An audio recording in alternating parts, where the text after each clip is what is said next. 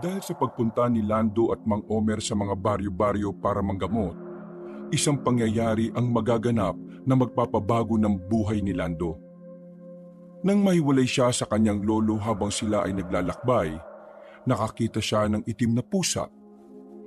Ayaw na sana niyang pansinin ng pusa sa paniniwalang malas ang itim na kulay nito. Pero laking gulat niya nang makarinig siya ng tinig ng isang bata. Hindi niya alam kung saan nagmumula, pero galing pala yon sa pusang itim. Kinakausap siya nito gamit lang ang utak. Sa takot, tatakbo na sana si Lando, pero biglang lumundag ang pusa sa kanya. Kinalmot siya sa muka. Naiwan ang kuko ng pusa sa muka niya. Mula noon, nakakaramdam na siya ng mga kakaiba sa katawan niya. Kaya niya ng mas talasan ang kanyang pandinig. Mabilis din siyang kumilos kung minsan. Higit sa lahat, nagkakaroon siya ng kuko ng gaya sa pusa. Ang pangyayaring ito ay meron palang ibig sabihin. Kalaunan ay malalaman niyang siya pala ang gagawing instrumento ng kabutihan para labanan ng kasamaan. Ang kampo ng mga kadiliman na pinangungunahan ng mga aswang. Putik-putik na ang paa ng maglolong Lando at Omer dahil sa haba ng kanilang nilalakad pauwi. Galing kasi sila sa kabilang nayon at katatapos lang manghilot ng buntis. Kamalas-malasan pa kasi, basa ang dinaanan nila dahil maghapong umulan. Gabi na nang tumigil ito. Kaya naman mahirap para sa dalawa ang lakbayin ang kagubatan. Bukod sa madilim ay madulas pa. Oh, daan-daan lang ha. Baka naman madulas ka pa. Ayos lang naman po ako, Lo. Parang hindi naman ako sanay sa mga ganito. Nagpapaalala lang ako. Alam mo naman minsan tatanga-tanga ka. Ay, grabe naman sa tatanga-tanga. Sino kaya ang tanga sa ating dalawa, Lo? Ako na pwedeng madulas dito o ikaw na nahulog sa magandang babae pero pinirahan ka lang? Ay, siraulo ka. Oo, bawal ang pikon. Pero Lo, seryoso, bakit ka ba kasi pumatol kay Lisa? Tinatanong pa ba yan? Malamang maganda, tapos sexy. O, yun lang? Ay, ano pa bang pwede? Dapat kasi, kapag may natitipuhan kang babae, hindi yung sa anyo ka lang nakatingin. Dapat sa ugali rin at sa kung ano ang kaya niyang gawin. Alam ko naman ang ginagawa ko.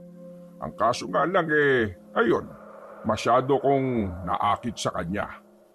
Yun pala pera lang pala ang habol ng siraulong babae na yon. Ayos lang yan, Lo. Marami pa namang iba dyan.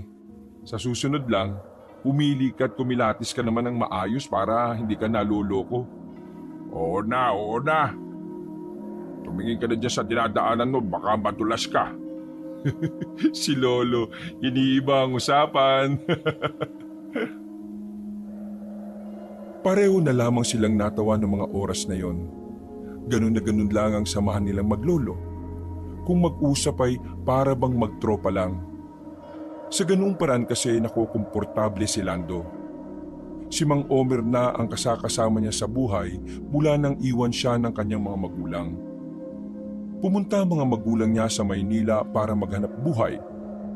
Pero mula noon ay hindi na bumalik ang mga yon. Hindi na inintindi pa ni Lando mga yon. Mas itinoon na lamang niya ang atensyon sa kanyang lolo. Mabuting lolo si Omer sa kanya. Nagawa siya nitong mapagtapos ng high school. Pero dahil sa kakapusan, hindi na rin nakapagkolehiyo. Ganun pa man, masaya pa rin naman si Lando. At ngayon, tinutulungan niya ang kanyang lolo sa panggagamot. Siya ang tumatayong assistant ng matanda sa lahat ng lakad nila. Makalipas ang halos 1 oras, nakalabas na rin sila ng kagubatan. Nasa gilid na sila ng kalsada. Nag-aabang ng masasakyan. 9:00 na nun, kaya pahirapan na rin makasakay. Ikaw ba? Kailan ka ba mag-aasawa?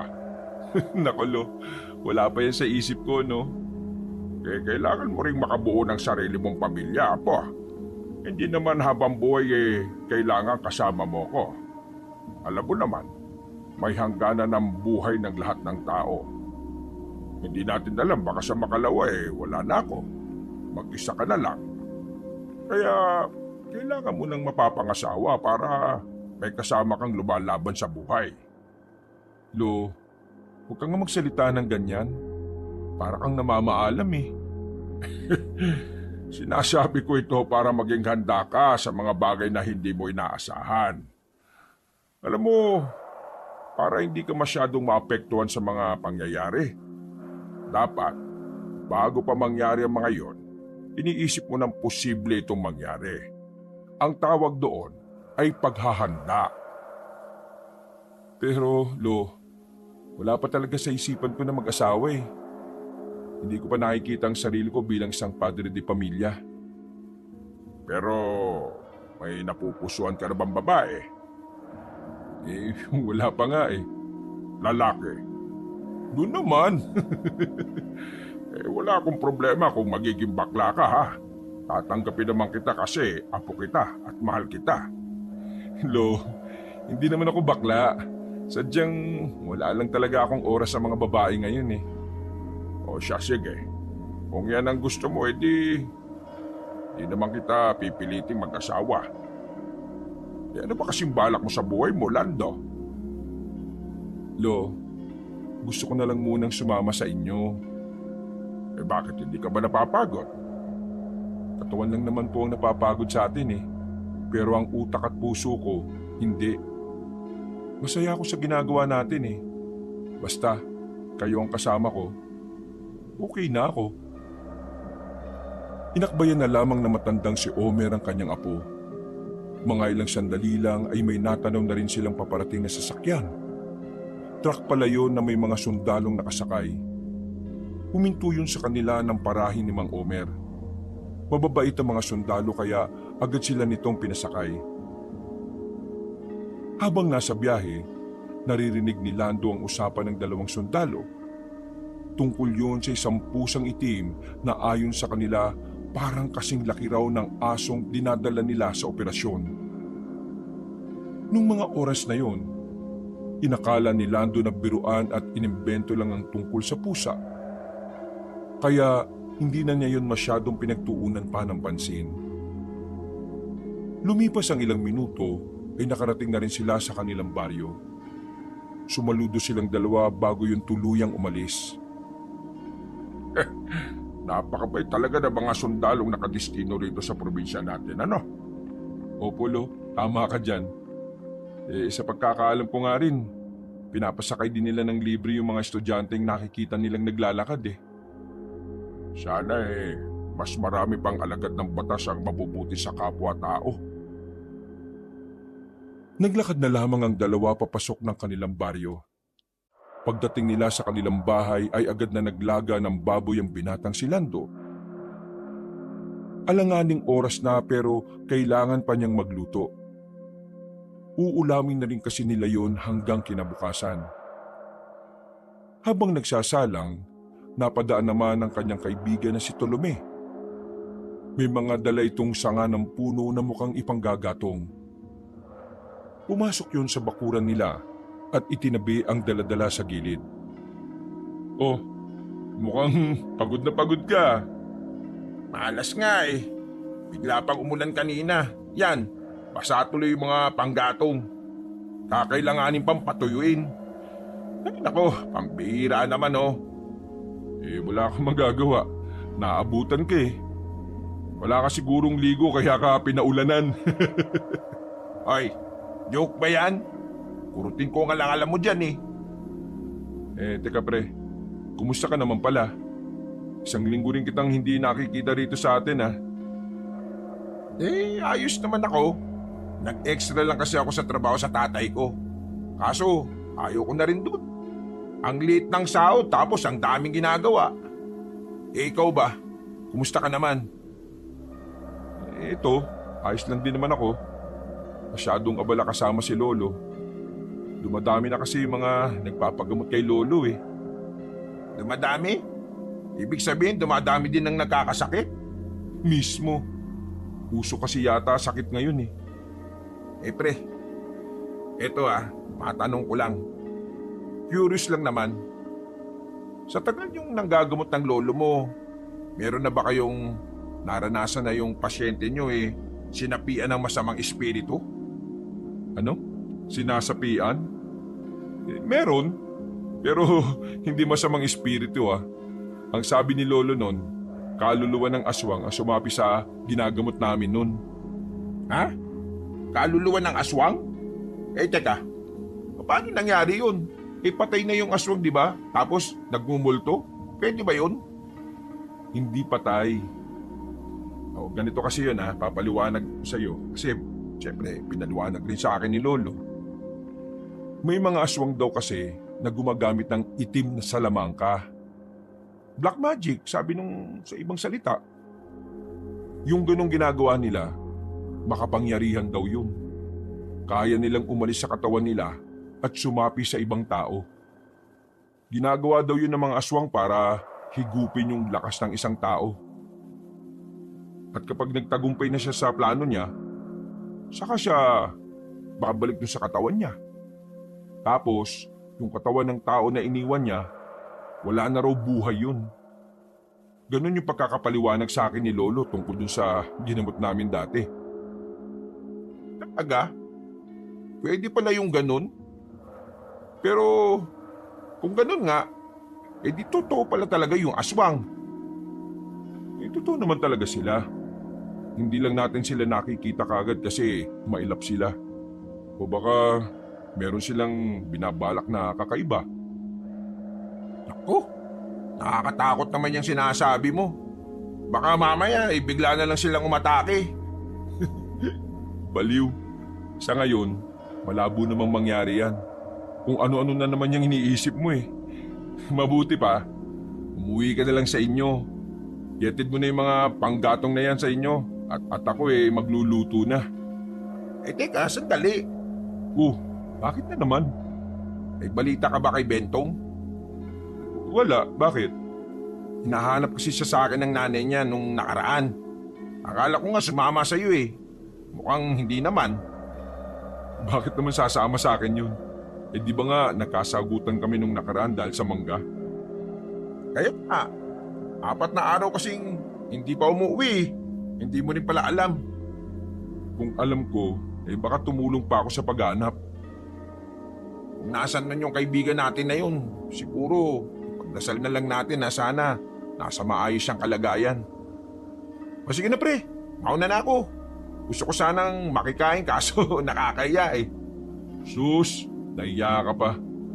O na, hahatiran kita sa bahay niyo. Uy, ayos! Salamat!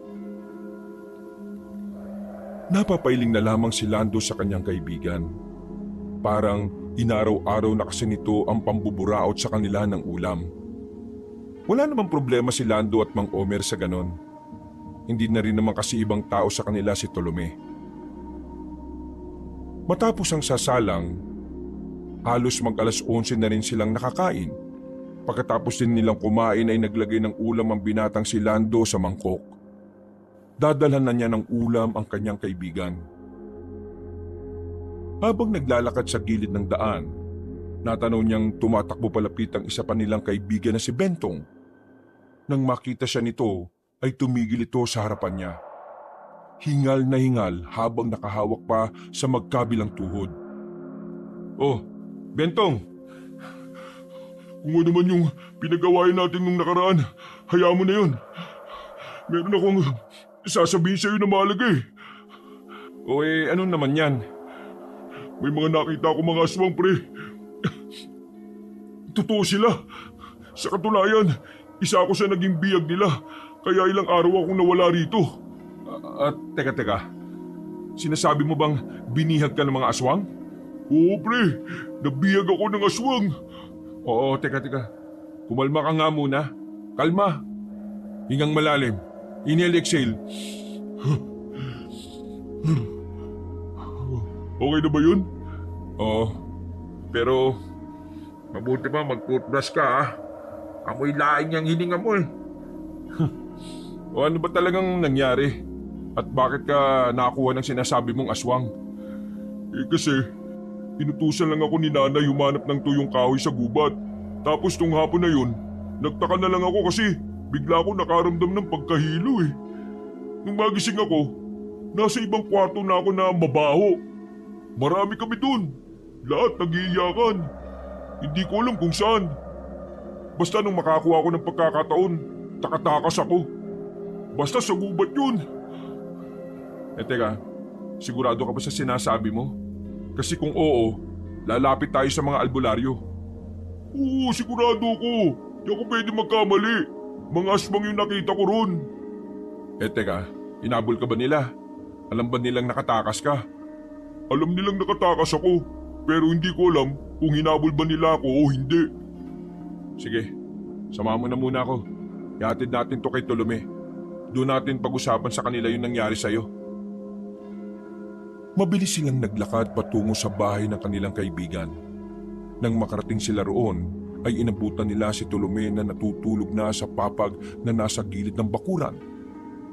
Agad itong ginising ni Bentong. Oh, Bentong, buhay ka pa pala? Oo. Tolome, ito yung ulam mo. Uy, maraming salamat ha. Maasahan ka talaga. Pero teka, Bentong, ano ba nangyari sa'yo? Sige na pre, kwento mo na. Hindi na nagsayang ng oras ang lalaking si Bentong. Detalyado niya itong ikinuwento sa kaibigan nilang si Tolome. Napapanganga na lamang si Tolome sa kanyang mga nalalaman. Maging ito rin kasi ay hindi makapaniwala na dinanas yun ni Bentong. Ipinakita pa nga ni Bentong ang ilan niyang mga sugat na di umano mga aswang ang may kagagawan. Naniniwala ako sa aswang. Pero yung sinabi mong meron silang pasilidad, hindi ko na alam. Totoo nga pre, kulit mo no. Kung ayaw mong maniwala, suyurin natin ang kagubatan at hanapin natin. Ikaw na lang, idadamay mo pa ako. Mga pre, wala na muna magsasabi nito sa iba ha. At bakit naman natin hindi papalam sa kanila? Matataranta ang mga tao. Ang unang dapat nating sabihan nito ay ang mga albularyo. Sila ang mas nakakaalam kung anong gagawin sa ganito. May punto si Lando. Sabihin na muna natin sa mga mas may alam. Huwag tayong magpabida-bida. Lalo lang lumalala ang sitwasyon eh. Bumuntong hininga na lamang ang lalaking si Bentong. Baka sa mukha nito ang kaba at takot. Makikita rin sa kilos ng binata ang trauma na dinanas nito sa kamay ng mga aswang. Nang maging kalmado na si Bentong, nakisabay na muna ito kay Tolome sa pagkain. Mukhang gutom na gutom ka pre ha. Hindi ka nakakain ng maayos doon no?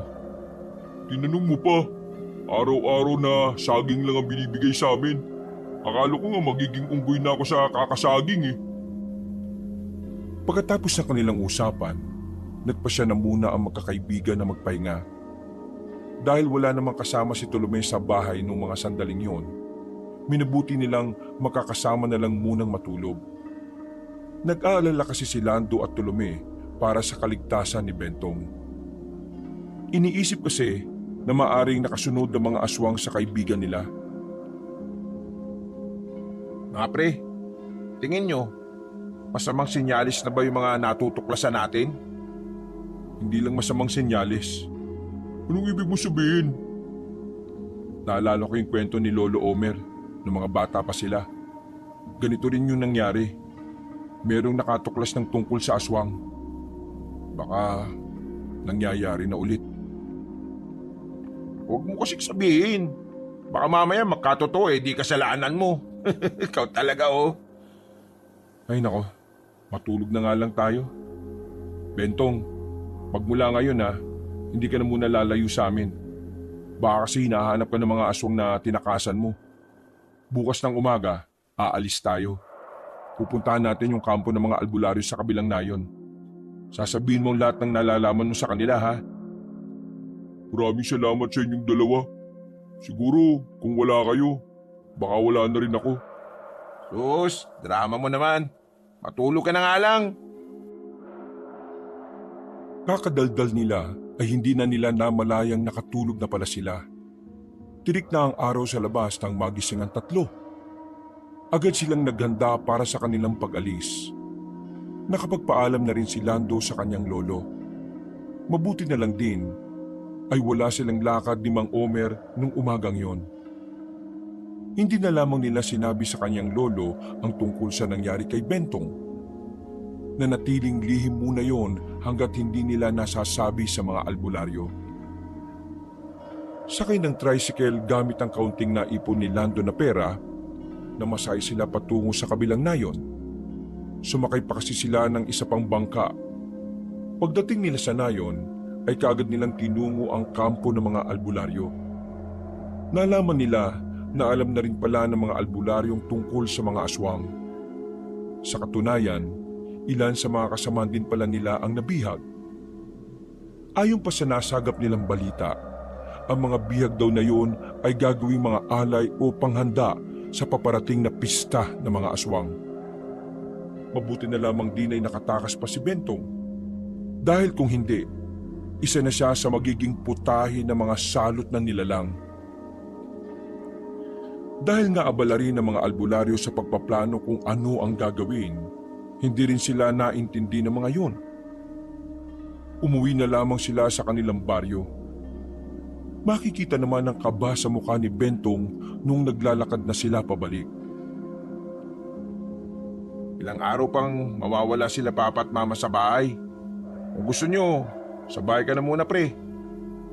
Hindi ka pwedeng umuwi sa inyo eh. Baka madamay ang pamilya mo sakaling masundan ka ng mga aswang. Tama naman si Tolome, pre. Pero magpaalam ko sa mga magulang mo ha, para malaman nilang ayos ka lang. Nag-aalala sila sa'yo. Pero pre, natatakot ako eh. Tingin ko, mas lumala ang sitwasyon nung tumakas ako. Baliw. Kahit na hindi ka nakatakas, hindi naman mababago ang plano ng mga aswang.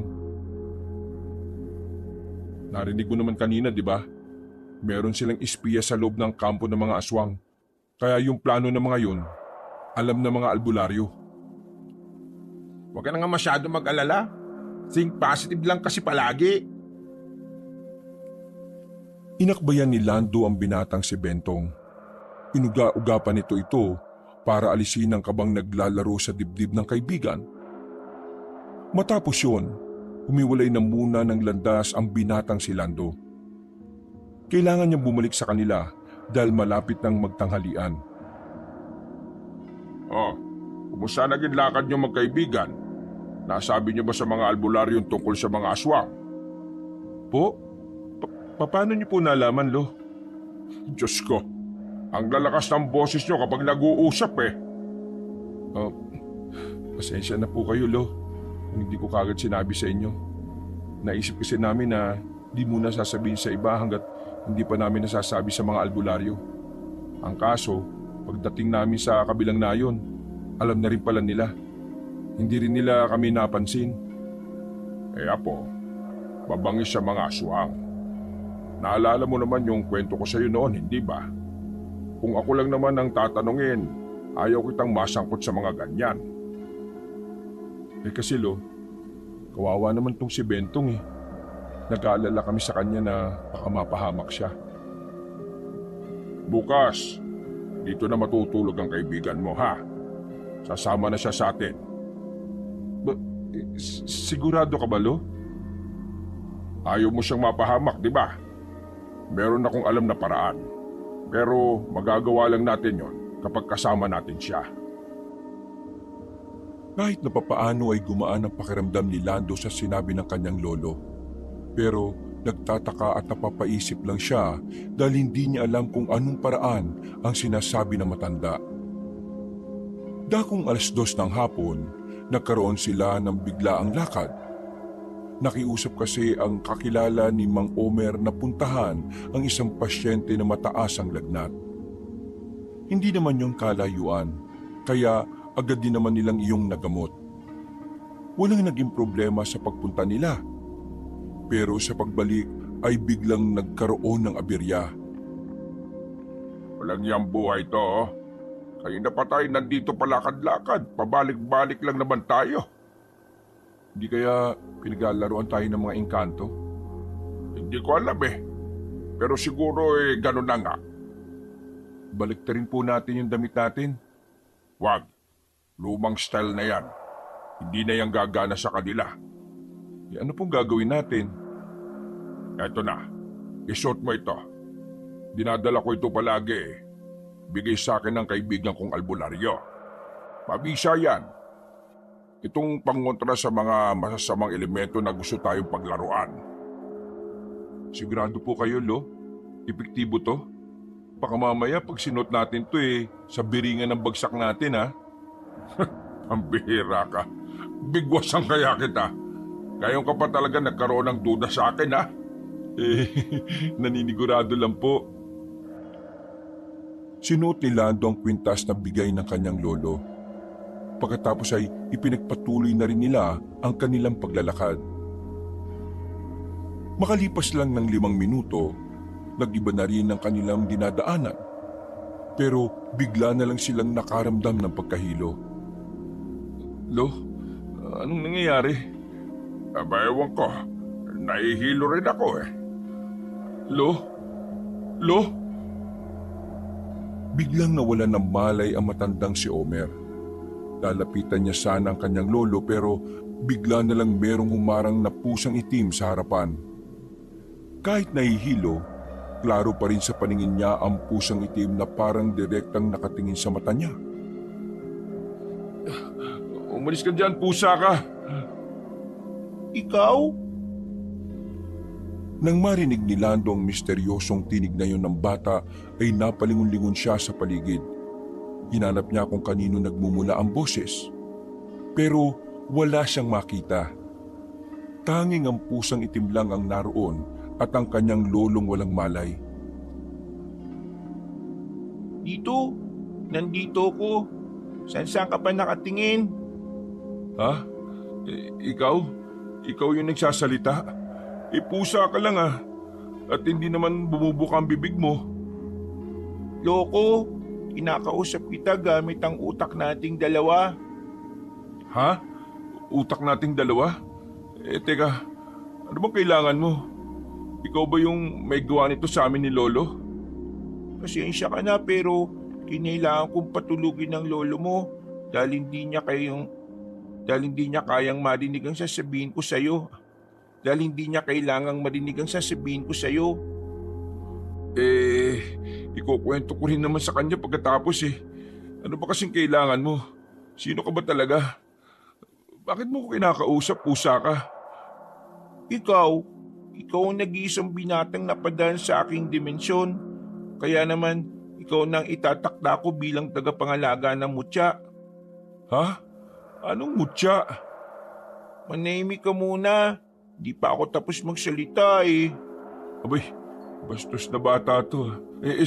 Pusa to Ikaw ang gagamit ng mutya ng kuko ng pusa. Ang mutya na magagamit mo para labanan ng mga aswang sa bayan na ito. May alam ka rin tungkol sa mga aswang? Teka, ano ba yung mutya na sinasabi mo? Mutya nga ng kuko ng pusa. Ito Biglang lumundag sa kanya ang itim na pusa. Kinalmot siya nito sa muka. Naiwan pa ang isang kuko ng pusa at dali-dali na rin tumakbo palayo. Sigaw ng sigaw ang binatang si Lando dahil sa hapdi ng kalmot sa kanya. Nararamdaman na lang niya na tumutulo na pala ang dugo sa pisngi niya. Ang bira kang pusa ka. Nagsasalita ka na nga, nananakit ka pa. Sa hindi malaman na dahilan, unti-unti na siyang nawala ng malay. Hindi na niya alam kung ano ang mga sumunod na nangyari. Basta nang magising siya, nakita na lang niya ang kanyang lolo na nasa gilid niya. May hawak yun na panlinis ng sugat. Napansin niya rin na nakabalik na pala sila sa kanilang bahay. Lo, ano nangyari? Paano tayo nakauwi? Nang magising ako kanina, nakita kitang nakabulagta at may sugat ka sa muka. Nakita ko sa mukha mo ito, kuko ng isang pusa. Biglang naalala ni Lando ang pusang itim. Pumasok din sa isipan niya ang pinag-uusapan ng mga sundalo nung nakisakay sila sa truck. Dito niya lang napagtanto na konektado pala ang pusang yon sa pusang kumalmot sa kanya. Sabihin mo nga sa akin, ano ba nangyari habang wala akong malay? May umatake ba sa iyong masamang elemento? Maraan na bumangon si Lando. Kinapakapan niya muna ang sugat niya sa pisngi bago sumagot. May pusang itim na biglang lumitaw noon. Hindi pangkaraniwan ang laki niya. At ang pusang yon, kayang makipag-usap sa utak ng tao. Sinabi niya sa akin na ako raw ang mangangalaga ng mutya ng kuko ng pusa. Pero hindi ko maintindihan eh. Basta bigla na lang niya akong kinalmot tapos umalis. Boses bata po siya, pero pusa. Ewan ko, ang gulo. Apo, meron kang tungkulin na dapat gampanan. Tungkulin? Marahil ang pusang itim na yon ay instrumento ng mga bathala para magbigay ng mutya. At ikaw ang napili nila. Ang mutya na gagamitin mo ay pangontra sa masasamang elemento, lalo na sa mga aswang. Sinasabi niyo po ba, Lo, na magiging tagapagligtas ako? Ganun na nga. Kaya po, magpasalamat ka dahil ikaw ang napili. Ayaw ko man na masangkot ka sa mga aswang, pero wala na akong magagawa. Kailangan na lang nating tanggapin na ito na ang kapalaran na iginuhit para sa iyo. Pero Lo, hindi ko alam kung kaya ko. Bakit kasi biglaan eh? Pwede naman, ikaw na lang kasi may karanasan ka na sa mga aswang noon. Kadalasang ipinagkakaloob ang mga mutya sa mga binata. Dahil ang binata ay malalakas pa, hindi gaya ko na hindi na rin kakayanin ang kapangyarihan ng mutya. Apo, kakayanin mo yan. Basta pakinggan mo lang ang sinasabi sa iyo ng mutya. Makipagkaisa ka sa kanya at magagawa mo rin kung ano ang tama. Huminga ng malalim ang binatang si Lando. Inabot sa kanya ni Mang Omer ang kuko ng pusa na meron ng nakasamang tali. Isuot mo ito, Apo. Ito ang magiging sandata mo laban sa mga aswang. Tingin niyo talaga ako ang karapat-dapat para dyan, Lo? Hindi ikaw ang pipiliin kung alam nilang hindi ka karapat-dapat. Noong gabing yon, tulala ang binata sa kanyang silid. Hindi pa rin siya makapaniwala sa mga nangyari. Parang kanina lang, isa lang siyang simpleng binata na tumutulong sa lolo niya. Pero ngayon, nakasalalay na sa mga kamay niya ang kapayapaan ng mga tao. Aminado ang binata na meron siyang nararamdaman na pressure. Wala naman kasi talaga siyang alam sa pakikipaglaban. At mas lalong kailan lang din naman niya nakumpirma ang tungkol sa mga salot na nilalang. Hindi niya alam kung ano ang mangyayari sa bago niyang kapalaran. Ang tanging alam lang niya ay kailangan niyang gampanan ng maayos ang kanyang tungkulin. Makalipas ang halos 1 linggo, pagaling na rin ang sugat ni Lando sa mukha. Ang pagkakaalam lang ng kanyang 2 kaibigan, kalmot lang talaga yun ng pangkaraniwang pusa. Hindi niya pa nasasabi ang tungkol sa mutya. Gusto niya kasi na kusang malaman ng 2 ang tungkol doon. Hanggang sa mga sandaling ito kasi, wala pa rin naman siyang nararamdaman na kakaiba sa katawan niya. Normal pa rin naman siya gaya ng dati. Iniisip niya na baka hindi naman talaga para sa kanya ang mutya. Hapon ng Lunes, nagising si Lando mula sa kanyang mahabang pagtulog. Mahangin sa labas, makulimlim ang mga ulap. Perpekto na sana para sa kanya ang oras na yon para magmuni-muni. Pero bigla na lang siyang nakaramdam ng di pangkaraniwan sa sarili niya. Nanlalaki ang mga mata niya na makarinig siya ng kung ano-ano. Mga usapan ng mga tsismosa sa kanto. Mga tunog ng mga dahon. Pati ang yabag ng paa ng mga bata ay naririnig din niya. Kung ano-anong pumapasok sa pandinig niya. Sobrang sensitibo ng tenga niya sa mga maliliit na bagay.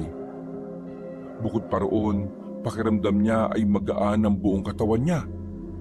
Sinubukan niyang abutin ang baso sa lamesa. Nagulat siya nang maramdaman kung gaano niya kabilis na inabot yon. Ha? Teka, ito na bang epekto ng mutya ng kuko ng pusa? Nagmamadali siyang lumabas ng bahay. Tumakbo siya patungo sa kagubatan. Dito, sinubukan niya kung ano nga ba ang lakas na meron ng mutya ng kuko ng pusa. Huminga siya ng malalim habang nakaharap siya sa isang puno. Tiningnan niya ang kamao niya. Kapag napatumba o naalog ko yung punong ito dahil sa suntok ko, ibig sabihin, tumatalab na yung mutya. Sinuntok niya ng malakas ang puno. Pero sa kasamaang palad, wala namang nangyari. Nasaktan lang ang kamao niya dahil sa ginawa niya. Aray, buwisit ang sakit nun ha. Bakit wala naman nangyari? Akala ko ba may kapangyarihan na ako dahil sa mutyang ito. Dahil hindi mo pa kontrolado ang kapangyarihan ng mutya ng kuko ng pusa. Agad na napalingon ng binatang si Lando sa likuran nang marinig niya ang tinig ng kanyang lolo. Lo? Kanina pa po ba kayo dyan? Eto, mararating ko lang. Lumapit ang matandang lalaki sa binata. Tinapik nito sa balikat si Lando. Nagpakita ito ng malapad na ngiti at saka tumingin sa malayo. Naalala ko ang kaibigan ko may mutya noon. Ako rin ang tumulong sa kanya para magamit niya ng maayos ang kapangyarihan. Hindi naman ako biyasa pero patagumpay kong naituro ang mga dapat. Kaya ngayon, ako din ang magtuturo sa iyo kung ano ang dapat. Lo, kailan tayo magsisimula? Ngayon din. Kailangan na nating masimulan ng pagsasanay mo dahil unti-unti nang nagpaparamdam ang mga aswang. Pero paano si Bentong at Tolome? Hindi pa rin ba natin sasabihin sa kanila? Hayaan mo na muna sila sa bahay. Saka na natin sabihin sa kanila kapag natapos mo na ang 1 linggong pagsasanay. Ano po? 1 linggo? Teka nga. Lo, magtapat ka nga sa akin. Manggagamot ka lang ba talaga? O isa ka ring albularyo, antingero o manunugis? Wala sa mga nabanggit. Isa lang ako manggagamot. Pero may kaalaman ako sa mga mutya. Kunin mo itong itim na tela. Itakip mo ito sa mga mata mo. Ano to? Pukpok palayok? Magseryoso ka nga. Papaluin kita ng yantok sa mukha mo eh. Suot mo yan. Lalabanan mo ko ng kamao sa kamao nang wala kang nakikita. Seryoso ba? Paano naman ako makakapalag sa iyo wala nga ako nakikita? Ang pagsasanay na ito ay palalakasin ng ugnayan nyo ng mutya. Dahil wala kang nakikita, pakiramdam lang ang nagiging sandata mo. Kailangan mo magkaroon ng konsentrasyon sa sarili mo para magtago kayo ng mutya. Kapag nangyari yon, kahit na wala kang nakikita, madali mong mararamdaman ang bawat kilos sa paligid mo. Tandaan mo, mula sa pusa ang mutya. Malakas ang pakiramdam ng pusa. Magiging ganon ka rin kapag natutunan mong gamitin ng tama ang mutya. Isuot mo na. Nag-aalangan man ay isinut na nga ni Lando ang itim na tela. Wala pang 10 segundo, naramdaman na lang niya ang suntok ng kanyang lolo. Napatras siya dahil sa pagsikmura sa kanya nito. Aray! Teka lang naman. Wala man lang pasabi. O talaga lo. May kalaban bang nagsasabi na aatake na siya? Wala, di ba? Sige po, inaganyan niyo ako ha. Banta kayo sa akin. Sa unang pagsasanay nila, hindi man lang nakatama ang binatang si Lando sa kanyang lolo. Kahit na anong gawin niyang suntok, wala siyang nahahagip. Wala kahit daplis lang. Habang siya, dugo na ang labi niya. lamog na ang kanyang braso. Nakailang ulit na rin siyang naubo dahil sa pagsuntok ng matanda sa sikmuran niya. 20 minutos pa lang ang nakakalipas pero parang pasuko ka na. Kailangan mong tatagal. Kung dito pa lang wala ka ng binatbat hindi ka rin tatagal kapag mga totoong aswang na ang kalaban mo. Kainis, wala akong magawa. Sinabi ko naman sa'yo, konsentrasyon mo ang susi. Kailangang linisin mo ang utak mo. Wala ka dapat ibang iisipin kundi ang mutya. Alisin mo mga wala namang kinalaman sa pagsasanay. Alisin mo ang pagdududa. Alisin mo ang takot at kaba. Gawin mong normal ang mga oras na ito at makiisa ka sa kalikasan. Sa pamamagitan nun unti-unti mong mabubuksan ang pintuan patungo sa diwa ng mutya. Ay nako, pambira naman oh. Alam mo naman pala, ngayon nyo lang sinabi. Nanahimik na si Lando. Pinakiramdaman niya ng maigi ang kalikasan. Maging ang pagdampi sa kanya ng malamig na hangin. Huminga siya ng malalim. Ang tanging nasa utak na lamang niya ay ang mutya. Nararamdaman na niya ang paglakad ng kanyang lolo.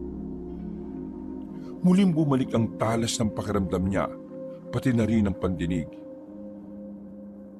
Huli ka! Nang lumapit ang matandang si Omer, sinuntok niya ito ng malakas. Naramdaman niyang dumampi ang kamao niya sa pisngi na matanda. Tuwang-tuwa siya dahil sa pagkakataon na yon, alam niyang kontrolado na niya ang kapangyarihan ng mutya. Pero nagtaka siya dahil hindi man lang nagsasalita ang kanyang lolo. Kaya naman inalis na niya ang itim na tela. Pagtingin niya, nakabulagta ang kanyang lolo sa lakas ng kanyang suntok. Nawalan pala ito ng malay. Lo! Uy, Lo! Kainis naman, oh! Lo! Ikaw naman kasi! Makailang ulit niyang tinapik-tapik ang pisngi ng kanyang lolo. Maya-maya lang ay nagkaroon na ito ng malay. Natatawa pa itong bumangon. Napapahawak pa sa kanyang pisngi. Natatawa ka pa talaga, Pinakaba mo ko Masaya ako kasi nagtagumpay tayo sa unang pagsasanay. Ayos ka na ba? Oo, ayos lang naman ako. Nakahinga na maluwag ang binatang si Lando nang masigurong wala namang nangyaring masama sa kanyang lolo. Matapos ang pagsasanay na yon, minabuti ng dalawa na umuwi na lang muna. Habang naglalakad, ramdam pa rin ng matanda ang suntok ng binata. Pero hindi na lamang pinahalata ni Mang Omer yon sa kanyang apo. Pagdating nila ng bahay, nakapagluto na ng pagkain si Bentong at Tolome. Mang Omer, ano nangyari sa mukha nyo? Parang namamaga yung kabila nyong pisngi Kaya nga, ayos lang po ba kayo? Wala yan. Nakagat lang ng kung anong insekto. Kumusta naman kayo dito sa bahay? Pasensya na at lagi kaming wala ni Lolo ha. Ayos lang naman yun. Isa pa, hindi naman kami nababagot dito. Galing nga no? Kapag nasa ibang bahay ako parang sinisipag akong kumilos. Pero kapag nasa bahay ako, ayun, tamad na tamad ako. Ang mabuti pa, kumain na lang tayo. Masarap tong niluto ko. Maya-maya lang ay naglatag na rin sila ng lamesa sa bakuran. Sabay-sabay silang kumain. Ganun na ang kanilang naging sistema mula ng kupkupin ni Mang Omer ang dalawang binata. Dahil na rin kasi yon sa banta ng mga aswang kay Bentong. Pero sa nakalipas na mga araw, nagpapasalamat si Lando na wala namang nangyaring masama sa kanyang kaibigan. Pagkatapos kumain, bigla na lamang nakaramdam ng pagiging weirdo sa katawan si Lando.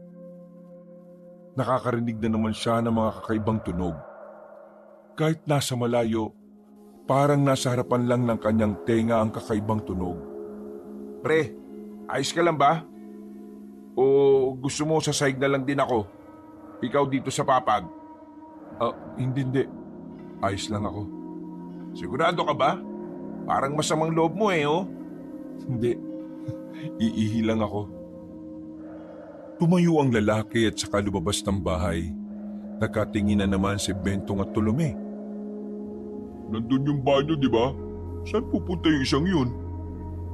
Hayaan nyo na lang siya. Sumunod na lang tayo kapag hindi na niya kaya. Nag-iwan ng katanungan sa isip ng dalawang binata ang sinabing yun ni Mang Omer. Samantala, nagmamadali si Lando na makarating sa kung saan niya naririnig ang tinig ng isang babaeng tila nagmamakaawa. Wala siyang dalang kahit na ano. Sa kanyang pagmamadali, nakalimutan na niya ang kanyang sandata.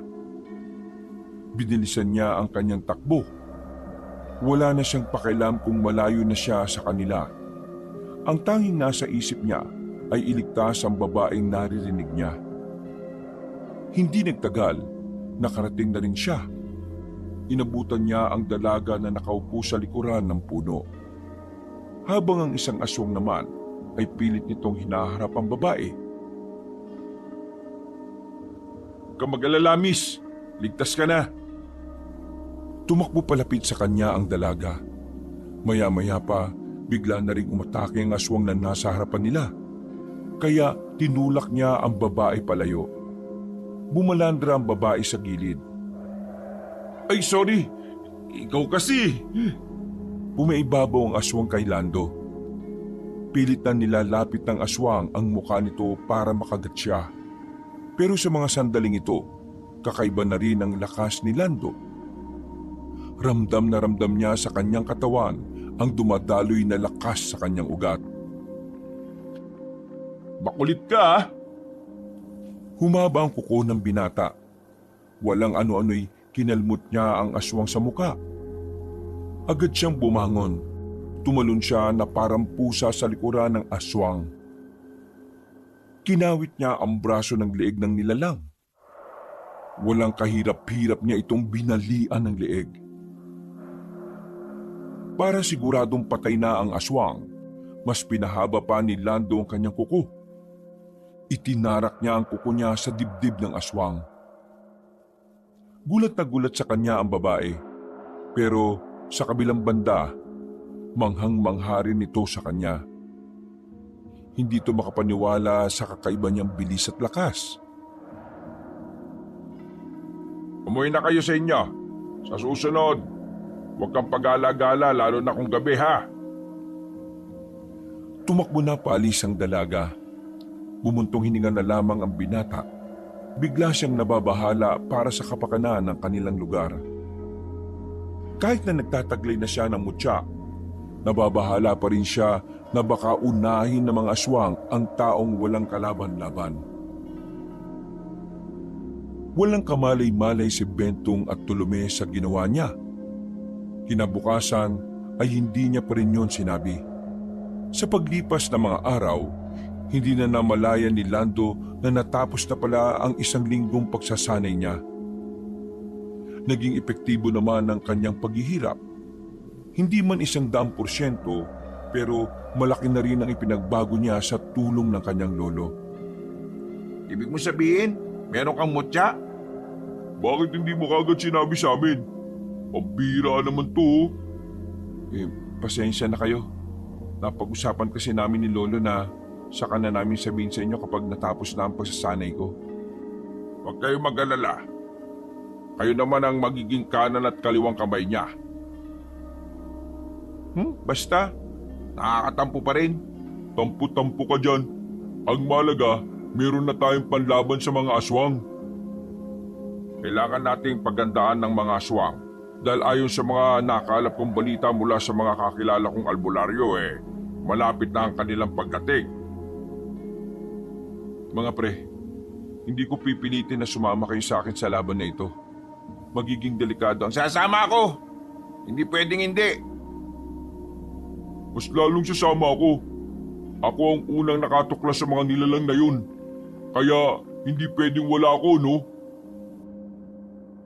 Hindi na pinigilan pa ni Lando ang dalawa niyang kaibigan kahit na nag-aalala siya para sa kaligtasan ng mga ito. Nagtiwala na lamang siya dahil alam niya, kagaya niya ay gusto lang din ng mga itong puksain ang mga aswang. Dumaan ng isang linggo, nagpatuloy ang pakikipaglaban ng mga albularyo sa mga aswang. Masasamang balita palagi ang nakakarating kina Lando.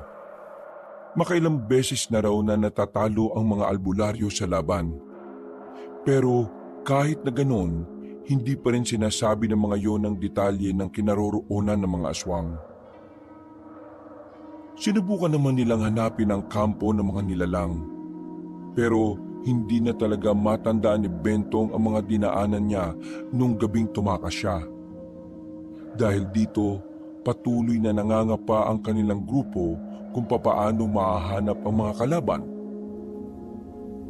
Kung hindi natin sila mahanap, bakit kaya hindi na lang natin sila hintayin dito sa atin? Buwang ka ba? Dinadamay naman ng mga tao rito. Hindi natin pwedeng isugal ang buhay ng mga tao. Sa oras na makalapit sila, maraming buhay ang pwedeng mawala. Magpasalamat na lang tayo sa ginagawa ng mga albularyo. Napipigilan nilang makalabas ng kampo ang mga aswang. Kaso nga lang, madamot sila sa impormasyon eh. Ayaw nila magtiwala sa atin. Kung ipakita mo kaya sa kanila yung mutya, Kapag ginawa ko yan, lalo lang silang maiinggit at magagalit. Pakiramdam nila, sinasapawan sila eh. Ay naku, ano bang pwede nating gawin? Teka, kanina pa ba wala si Lolo? Oo, kaninang tanghali pa umalis yun eh. Sabi niya, may kakausapin lang siyang albularyo. Sasagap yata uli ng impormasyon. Bakit pre? Hindi ko alam. Pero bigla na lang akong kinabahan eh. Kung hindi ka mapalagay, pwede naman natin siyang puntahan eh. Nasabi niya sa akin noon kung saan bahay ang pinupuntahan niya kapag naalis siya. Baka nandun siya ngayon. Hindi mawala-wala ang kaba sa kalooban ni Lando noong mga sandaling yon. Habang naglalakad sila ng mabilis patungo sa sinabi ni Bentong, pinapawisan siya na malamig. Paulit-ulit siyang nagdarasal na sana walang nangyaring masama sa kanyang lolo. Hindi nagtagal, nakarating na rin sila. Sa labas pa lang, nakita na nilang nakabukas na ang pinto ng bahay. Bagay na nakadagdag ng kanilang kaba. Pagpunta nila sa loob, nanlaki ang mga mata ni Lando. Tila gumuho ang kanyang mundo nang makita niya si Mang Omer na nakahandusay sa lapag kasamang isa pang matanda. Duguan ng dalawa. Tapyas ang bandang leeg ni Mang Omer. Habang isa naman ay halos sumiwalay na ang kabilang braso sa katawan. Kahit na anong gawin niyang paggising sa matanda, hindi na yun dumidilat pa. Naramdaman na lamang ni Lando na tumutulo na ang kanyang luha. Pre, wala na si Mang Omer. Nag-iyakan ng tatlong binata sa mga sandaling yon. Sa isip-isip ni Lando, hiniling niya na sana isa lang yung masamang panaginip. Pero kahit na ilang beses niya pang kusutin ang kanyang mga mata, katotohanan lamang ang tumatambad sa kanya. Nang mahimasmasan sila, binuhat nila ang bangkay na matandang si Omer, habang ang bangkay naman ng isa nitong kasama ay inilibing nila sa bakuran ng bahay. Kinaumagahan, marami ang nalungkot nang malaman ang nangyari sa matanda. Halos lahat kasi ng residente sa kanila natulungan na ni Mang Omer. Kagaya ng laging sinasabi ni Mang Omer kay Lando, sakaling mamatay ito, nais na matandang lalaki na ilibing sa likuran ng kanilang bahay. Kaya naman, pinagtulungan nilang magkukay doon. Kahit wala pang tulog, ay inilibing nila ang katawan ni Mang Omer. Gustuhin man nilang paglamayan pa ang matanda, pero wala na silang oras. Ang pagkamatay kasi nito ay isang senyalis lang na nasa baryo na nila ang mga kalaban. Tulala at balisa ang tatlong binata. Tila hindi pa rin nagre-rehistro sa utak nilang wala na nga talaga ang matandang itinuring na nilang ama. Bakit? Saan ka pupunta? Dito ka na muna.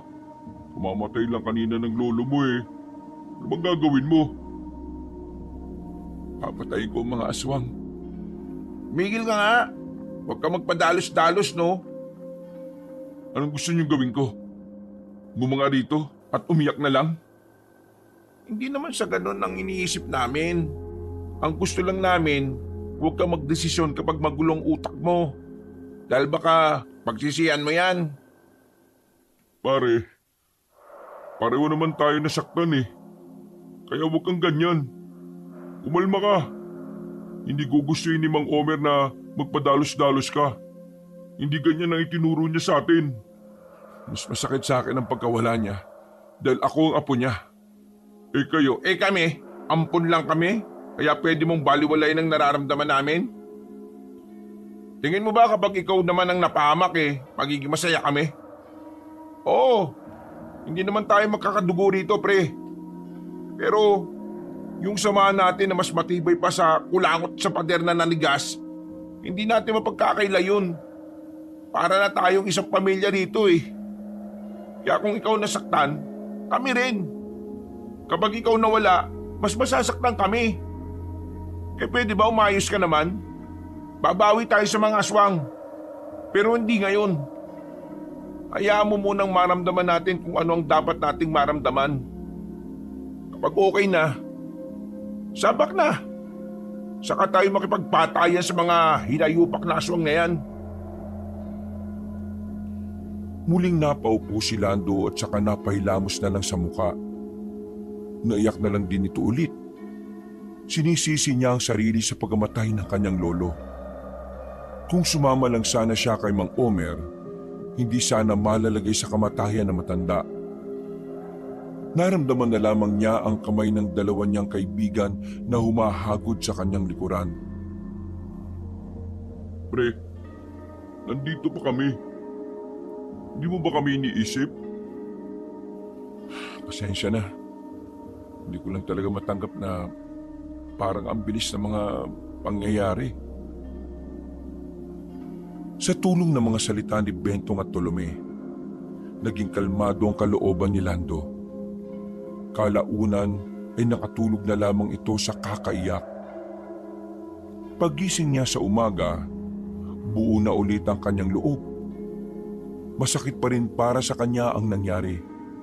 Pero kailangan niyang magpatuloy dahil maraming buhay ang nakasalalay sa kanya. Dakong tanghali, dumating ang mga albularyo mula sa kabilang nayon. Nag-inspeksyon yon sa kanila. Lahat ng taong hindi pamilya, pinaguhuli at isinailalim sa isang pagsusuri. Paraan nito para matukoy kung sino ang mga aswang na nagpapanggap lang na residente. Walang nahuling aswang, pero kinagabihan, naging mapanganib ang mga sandali para sa lahat. Nag-abiso na ang pamunuan. May namataan na 2 aswang na lumilipad-lipad malapit sa kagubatan. Dahil dito, naalarma ang lahat. Maraming nagmukmok sa loob ng bahay. Ang malalakas ang loob naman sasama sa binuong grupo ng barangay. Si Lando, kalmado lang. Nakaupo lang sa loob ng bakuran nila habang inuubos ang kapeng lumamig na. Si Bentong at Tolome, kabado na. Sa unang pagkakataon kasi, mapapalaban na sila mismo sa mga nilalang na kinatatakutan nila. Hindi pa ba tayo aalis? Hindi. Dito lang tayo. Nararamdaman kong merong dadalaw dito. Isang malakas na aswang. Kakaiba sa mga pangkaraniwan. Pinuno? Siguro. Pero kung tama ang hinala natin, wala tayong dahilan para makampante. Naninibago si Tolome at Bentong kay Lando. Kakaibang aura ang nararamdaman nila sa binata. Alam nilang may nagbago rito. Pero iniisip na lamang ng dalawa na baka dahil yon sa mutya ng kuko ng pusa. Lumipas pa ang 20 minutos. Narinig na nilang nagkakagulo na sa hindi kalayuan. Pero nanatili lang na nakaupo si Lando. Nakatingin lang ito sa malayo. Magsasalita na sana si Tolome pero isang matandang lalaki naman ang tumigil sa tapat ng bahay nila. Nakasuot lang ng puting sando ang matanda at baong na pantalon. Kahit na puti na ang buhok na matanda, nakita nilang malakas-lakas pa ito base sa kilos. Maskulado rin ang katawan. Halatang batak na batak sa pagbabanat ng mga buto. Nung una, naguguluhan si Tolome at Bentong kung sino yun. Nang magsalita na si Lando ay doon na nila naintindihan ang sitwasyon. Kakaiba ang amoy ng lahat ng aswang. Ibig ba nitong sabihin, ikaw ang pinuno nila? Tama ka nang iniisip. Ako nga. Pero alam mo bang may gusto pa akong sabihin sa iyo bukod doon? Si Omer. Lolo mo siya, hindi ba? Ako ang pumaslang sa kanya. Nang marinig yun ni Lando, agad na lumabas ang mahahaba niyang kuko. Pero pilit niyang ikinakalma ang kanyang sarili. Batid niyang malalagay sa alanganin ng buhay niya kapag nagpadalos-dalos siya. Pinaslang ko si Omer dahil ayaw ko nang maulit pa ang nangyari noon. Kung nagtataka ka, oo, magkakilala kami ng lolo mo. Siya kasi ang sakit ng ulo ko noon pa. Pinupuntahan niya lahat ng mga taong may inaalaga ang mutya. Gaya mo, sinasanay niya ang ibang may mutya. Nakita ko malaking problema kapag natuto ang iba. Kaya naman, bago niya pa magawa ulit ang ginawa niya noong araw, hindi na ako nagsayang ng oras. Ginawan ko na kagad ang solusyon. Wala na. Wala na ang guro ng mga tagapangalaga ng mga mutya. Wala na magbabago kahit na magpaliwanag ka pa. Kung hindi ka pumunta rito para makipaglaban sa akin, wala akong oras sa'yo. Uunahin ko na lang ang mga bataan mo. May gusto pa akong sabihin sa iyo, iho. Huwag ka masyadong apurado sa mga mangyayari pa lang. Hindi nagsalita si Lando. Pinakiramdaman niya lang ang matandang kausap niya. Sa mga sandaling ito, mas nararamdaman niya nang nagiging aktibo ang mutya niya. Isang paiwatig na magagamit niya ito ng buong buo laban sa pinuno ng mga aswang. Alam mo bang hindi ako ang pinakamalakas na aswang na pinaghahandaan mo? Anong ibig mong sabihin? Ako ang pinuno, pero hindi ako pinakamabangis sa lahi ng mga aswang. Ang pinakamalakas na aswang ay malapit nyo nang makaharap. Sa ngayon, pagtiyagaan nyo muna ang mga mabababang uri na nandito. Magkikita tayo muli. Magharap tayong muli kapag nakalabas na sa lungga ang halimaw na mas halimaw pa sa lahat. Humalakak ang matandang lalaki at saka umalis. Nakahinga naman ng maluwag si Tolome at Bentong. Buong akala kasi nila ay mapapasabak na sila sa madugong labanan. Tara na, puntahan na natin ang ibang aswang. Nakita na lamang ng dalawa ang pagbabago ng anyo ng mga mata ni Lando. Kagaya na ito ng mata ng isang pusa. Nakita na rin nila ang mas mahahabang kuko ng binata. Sa mga sandaling ito, alam nilang seryosong-seryoso na si Lando. Hindi na nila ito makitang nagbabago ng reaksyon ng muka. Tinungo nila ang mga nagkakagulo malapit sa palayan. Inabutan nilang tagilid na ang laban ng mga albularyo kahit pa tumulong na ang ibang residente. Mga pre, tulungan nyo mga yon. Ako dito sa kabila. Huminga ng malalim si Lando. Bumuelo ito sandali.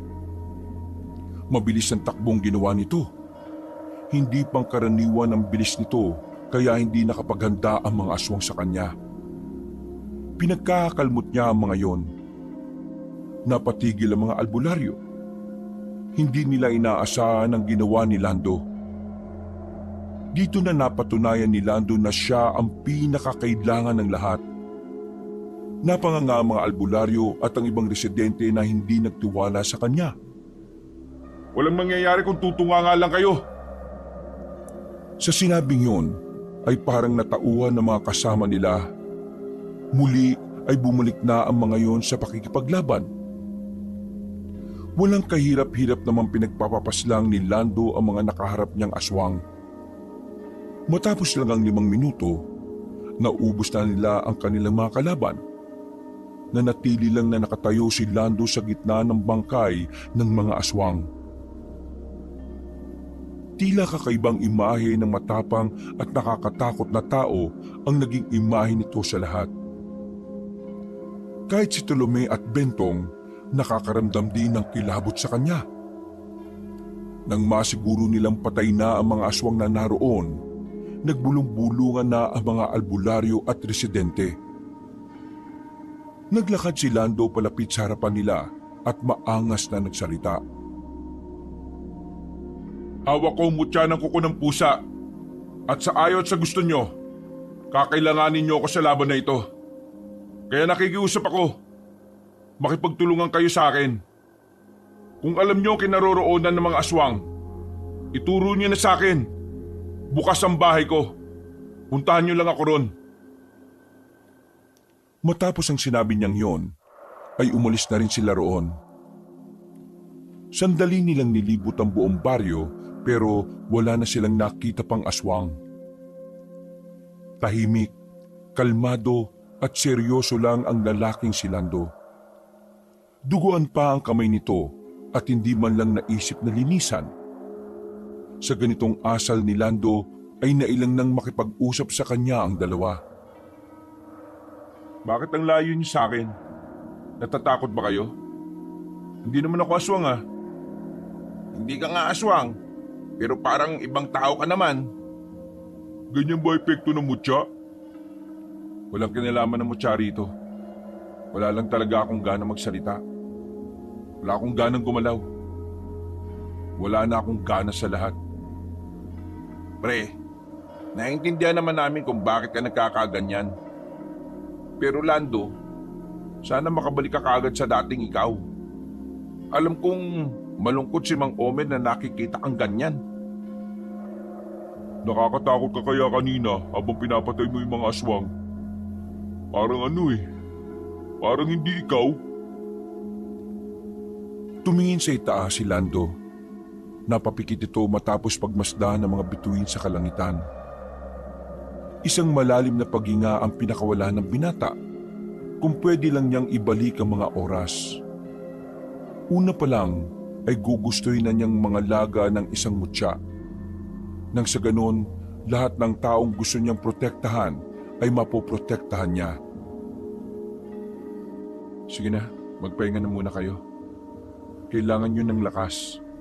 Bukas, nararamdaman ko, babalik ang mga aswang. Napailing na lamang si Tolome at Bentong. Iniwan na lang muna nila si Lando. Tingin kasi nila ay kailangan nitong mapag-isa. Habang nagmumuni-muni sa labas, may dumating namang matandang babae. Wala itong amoy ng isang aswang. At mas lalong hindi rin naman nararamdaman ni Lando na may panganib sa matanda. Lumapit si Lando sa matanda. Kahit mahina ang ilaw ng poste, napagtanto niyang parang pamilyar sa kanya ang matandang yon. Lola Ignayen? Oo, ako nga. Ngumiti ng malapad na matandang babae.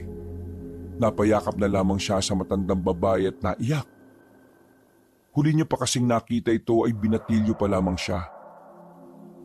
Walang nagbago sa itsura na matanda, kaya madali niya itong natandaan. Pinapasok niya sa bakuran ng kanyang lola at pinagandaan ng tsaa. Nabalitaan ko ang nangyari sa lolo mo. Sayang, papunta na rin naman sana ako para tulungan siya. Kaso, hindi na pala ako umabot. Masaway kasi ang kuya ko na yan. Kahit na alam niyang pinag-iinitan din siya ng mga aswang noon pa, gumagala-gala pa rin. Ibig niyong sabihin, matagal ng punteriya ng aswang si Lolo Omer? Oo. Isa siya sa mortal na kaaway ng mga aswang. Nung araw kasi, si Kuya Omer ang nagbibinyag sa mga mutya. Tinutulungan niya ang mga mutya na magising ang diwa.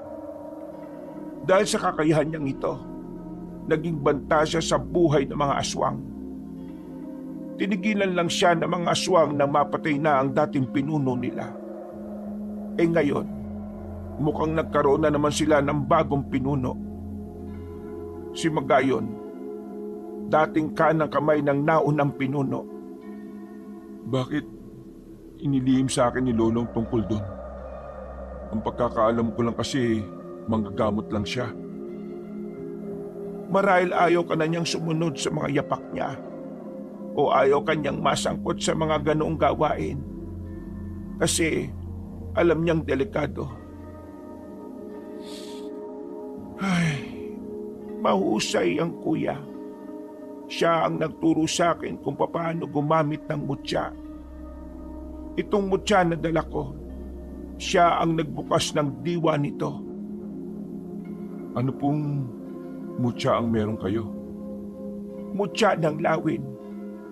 May kakayahan akong maging matalas ang paningin. Hanggang ngayon, nagagamit ko pa rin. Kaya nga sana ako pumunta rito para tulungan siya. Nabalitaan ko kasing nandito raw ang mga aswang.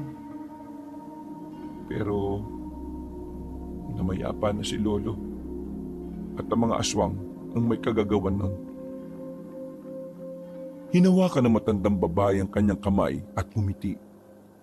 Sa ngiting yun ay tila gumaan ang pakiramdam ni Lando.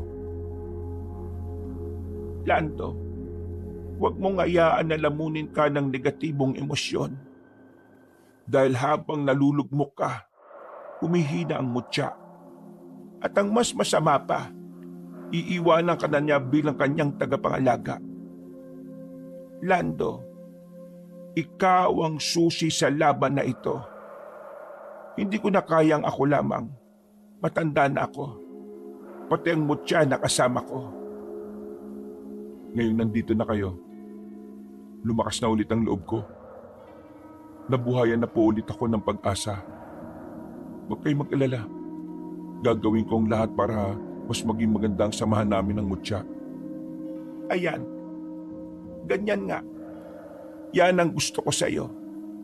Noon pa man alam ko na talagang may potensyal ka.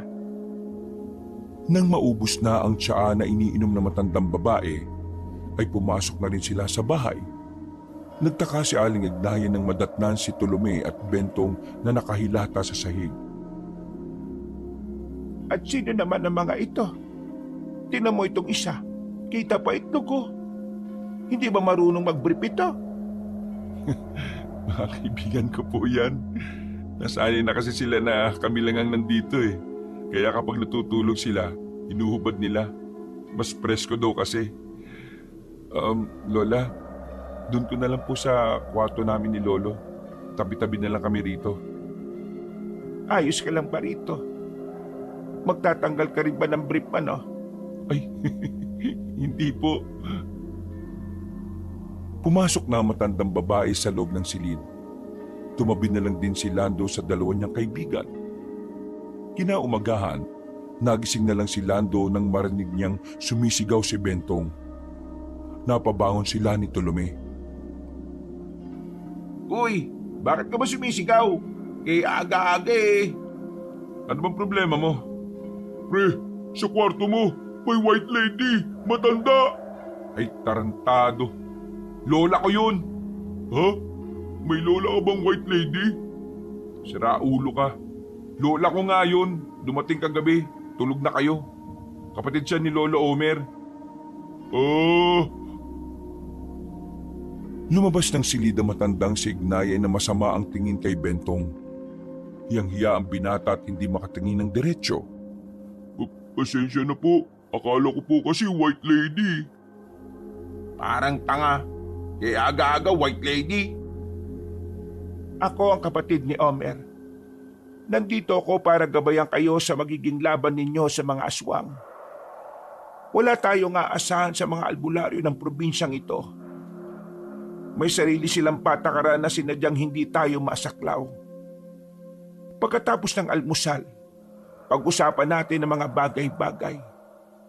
Alam ko kung nasaan ang mga aswang, kaya kailangan nyo akong pakinggan. Kailangan nating magkaisa dahil kailangan tayo ng mga bihag. Malapit na ang pista ng mga aswang, kaya malapit na ring malagay sa kamatayan ng mga bihag nila.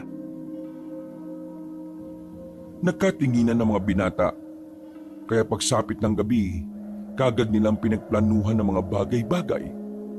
Hindi na nila hinintay pang makarating ang mga aswang sa baryo nila. Isasakto nilang pagdiriwang ng pista ng mga aswang ang kanilang paglusog. Pagsapit ng gabi, agad na umalis ng bahay ang apat. Daladala na nila ang iba't ibang uri ng sandata. Meron din silang pampasabog na ginawa ng matandang si Ignayen. Lingid kasi sa kaalaman ng tatlong binata, dati rin naging rebelde ang matanda. Kaya naman, may kaalaman talaga ito sa mga improvised explosive device. Hindi kalayuan ang kuta nila. Masyado lang talagang nakatago kaya walang nakakaalam. La, paano niyo po ito nalaman? Madalas akong naglalakbay para mangaso. Nadaanan ko ang baryo nila nitong nakaraan lang. Yun din ang dahilan kung bakit nagmamadali akong pumunta rito. Oh, bakit ganyan ang tingin ng dalawang mong kaibigan? Nagdududa ba kayo sa akin kasi matanda na ako? Nako, baka mas mabilis pa ako sa inyo. Hindi naman po kami nagdududa. Nag-aalala lang po kami sa kalagayan po ninyo. Humisi na lamang ang matandang si Ignayen. Sa kanilang pagpapatuloy, nakahanap sila ng paglilipasan ng oras. Kinabukasan pa kasi ang pista ng mga aswang. At karaniwan itong ginaganap tuwing gabi. Hindi naman kalayuan ang napili nilang pwesto sa di umano kampo ng mga aswang. Mula sa kanilang kinalalagyan, matatanaw ang maliwanag na baryo ng mga aswang. Nakikita niyo ba ang lugar na yon? Yan ang lugar ng mga aswang. Hindi kaya delikado tayo dito dahil malapit lang tayo sa kanila? Mukha lang malapit yan. Pero kung lalakarin, makakasampung minuto ka pa. Isa pa, hindi naman nila tayo maaamoy ng mga aswang. Meron akong pangontra. Ayos din po pala kayo, no? Ang cool niyo po ni Mang Omer. Kulkul ka dyan. Kulkulin mo mukha mo. Umupo na lamang sila sa nakatumbang katawan ng puno. Naglabas ng mansanas ang binatang si Tolome at pinagsaluhan nila yon. Makalipas ang ilang mga sandali, nauna nang natulog si Bentong at Aling Ignayen. Si Lando at Tolome naman ay magsisilbing tagapagbantay. Pre, Bakit? tingin mo, ilan kayang aswang ang nandun sa baryong yon? Marami malamang. Hindi mo mabibilang sa unang tingin. Kung sa pangalawang tingin kaya, Wala ka bang sasabing matino? ito naman, masyadong seryoso. Nagpapatawa lang naman ako para mawala ang antok natin. Hindi ka nakakatawa. Masaya ako mamamatay. Ha? Sandaling natigil ang usapan. Namayan niyang katahimikan. Parang may dumaang anghel sa kanilang harapan na sinabayan pa ng malamig na hangin. Hindi mabasa ni Lando ang reaksyon ng mukha ni Tolome. Pero pakiramdam niya para itong namamaalam. Kung mamamatay man ako ngayon dahil sa pakikipaglaban, hindi ako magsisisi. Magiging masaya ako. Paano mo naman naisip na mamamatay ka? Hindi naman natin hawak ang sitwasyon eh. Kaya dapat handa tayo sa mga pwedeng mangyari. Hindi ka mamamatay, no? Hanggat kasama niyo ako, hanggang dulo tayo magkakasama. Basta, mamamatay akong may dangal. Aray! Bakit ako binatukan? Sa halip na iniisip mo ang kamatayan mo, isipin mo na lang kung paano ka makakatulong. Bigwasan kita dyan eh. Natawa na lamang si Tolome. Maya-maya, nanahimik na rin silang dalawa. Sa mga sumunod pang mga oras, nakakaramdam na sila ng antok.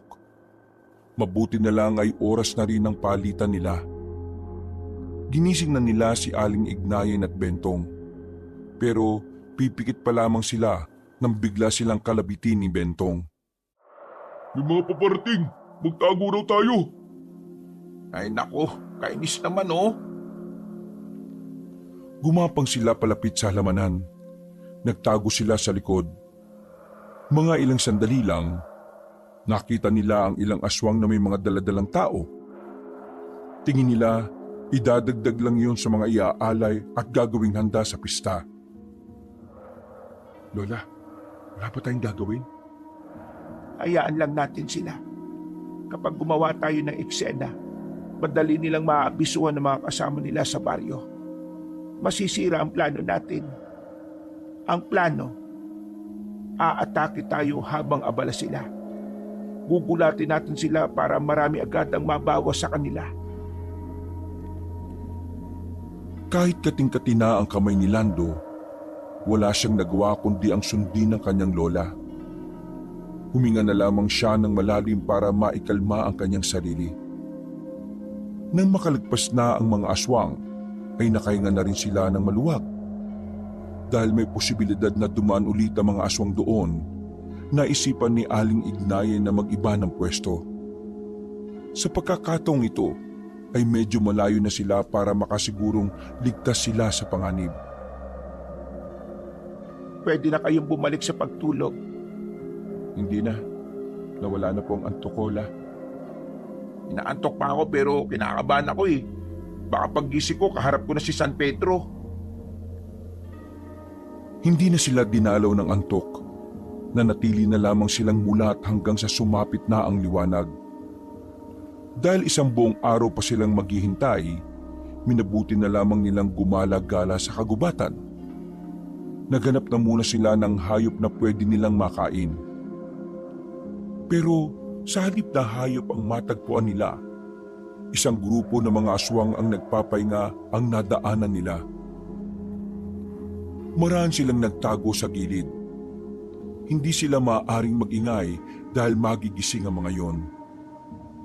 Kung tutuusin, kayang-kaya naman nilang paslangin ang mga yon. Pero dahil hindi sila pwedeng gumawa ng gulo, hindi nila yon pwedeng labanan. Dahan-dahan, walang mag-iingay, walang matataranta.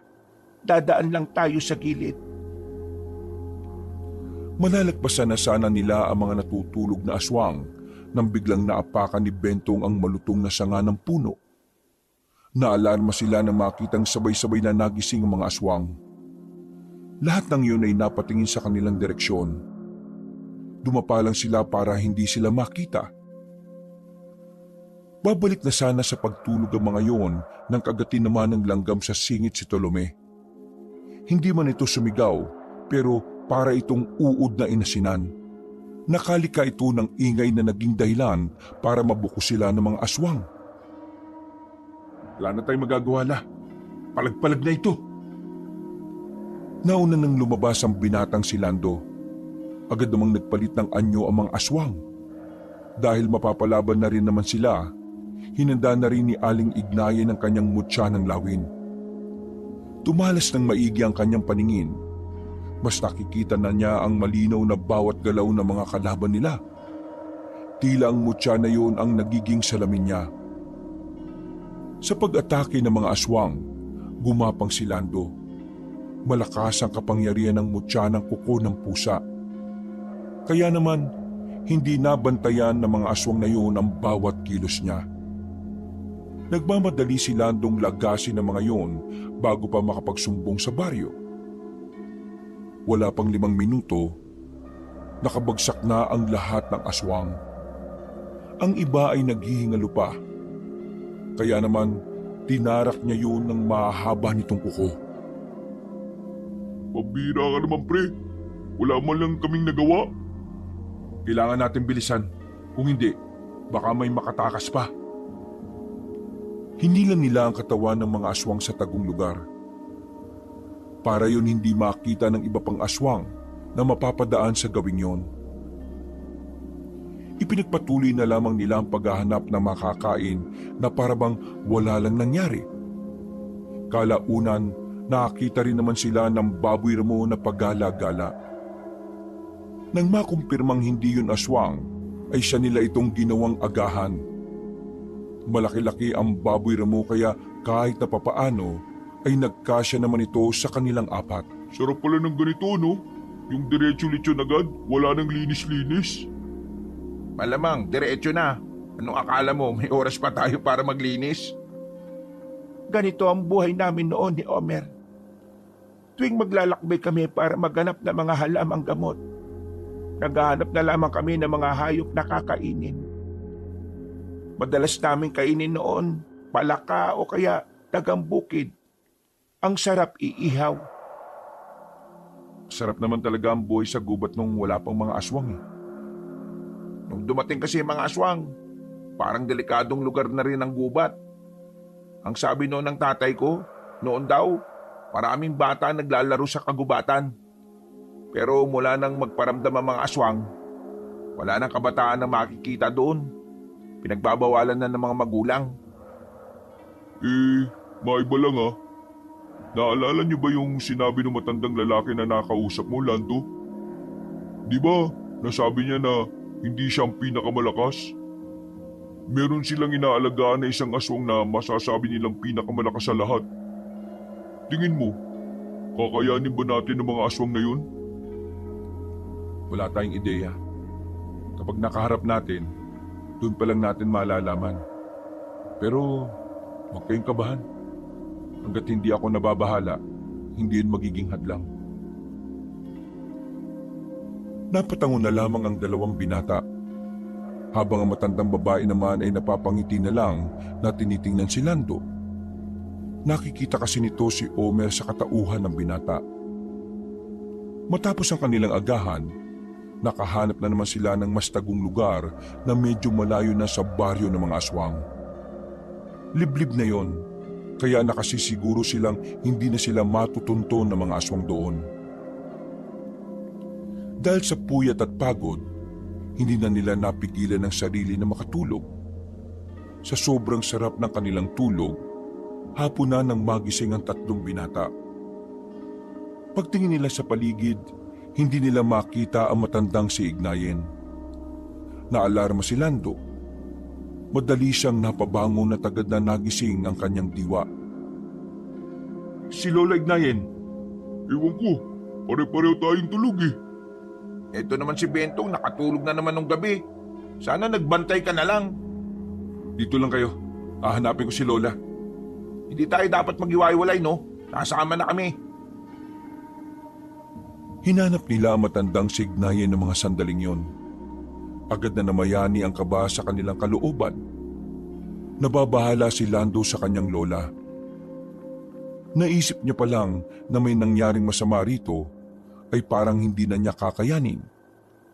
Wala na ang kanyang lolo, kaya hindi niya hahayaang pati ang matandang nag-iisa niyang pamilya ay mawawala rin. Bahagya nilang inakyat ang paanan ng bundok. Medyo tanaw na nila ang baryo ng mga aswang. Sinuyod nila ang paligid doon pero wala naman silang nakita. Bumalik na lamang sila sa pwesto nila. Para silang nabunutan ng tinik sa lalamunan nang makitang naroon na ulit ang matanda. Pambihira ka naman, Lo. Akala namin may masama nang nangyari sa iyo eh. Naghahanap lang naman ako ng prutas. Eto, may mangga na ako. Sana po, isa sa amin ang ginising niyo para magpaalam. Pambihira. Pinakaban niyo naman kami. Pasensya na. Ang sarap-sarap ng tulog niyo eh. Naglalawa na nga ang mga laway nitong si Tolome. Napapakamot na lamang sa ulo ang tatlong binata. Binigyan sila ng mangga ng matandang si Ignayen. Pagkatapos nilang kumain, ay muli silang umakyat sa paanan ng bundok. Hapon pa lang, nakikita na nilang nagsisimula na ang pagdiriwang ng mga aswang. Naalala ko na, hindi ako pwede magkamali. Sa bandang yung kami dinala, naroon ang mga biyag dun sa malaking bahay. Sigurado ka ba? Baka mamaya palyado yan ha. Nakakasiguro ko, may pangalawang palapag yun eh.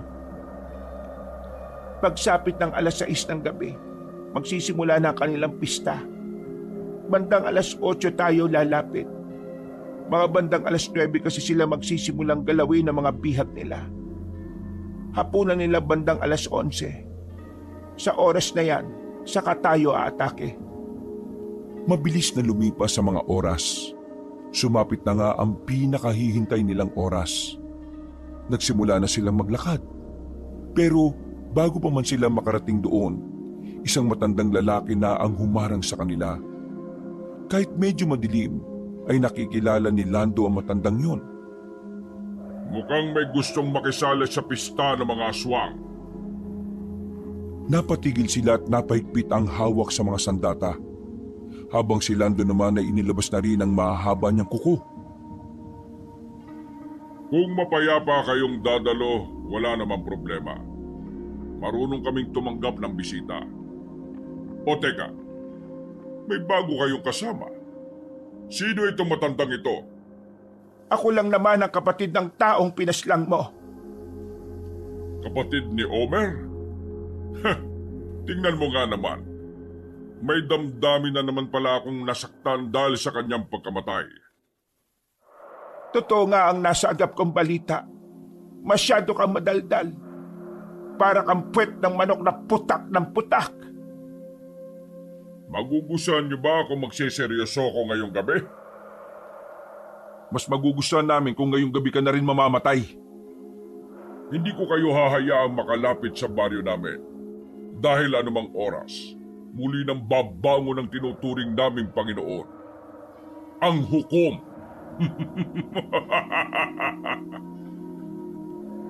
Kalaunan, bigla na lamang nagpalit ng anyo ang matandang lalaki. Ramdam na ramdam ni Lando ang kakaibang lakas na nagmumula kay Magayon. Pero ganun pa man, wala siyang nararamdaman na kahit na anong takot. Pagsisisihan niyo na napadpad kayo sa lugar na ito. Malalaking hakbang ang ginawa ni Magayon papalapit sa kanila. Nakailag sila sa unang atake nito. Pero masyado itong mabilis. Kaya sunod-sunod ang pag-atake nito sa kanila.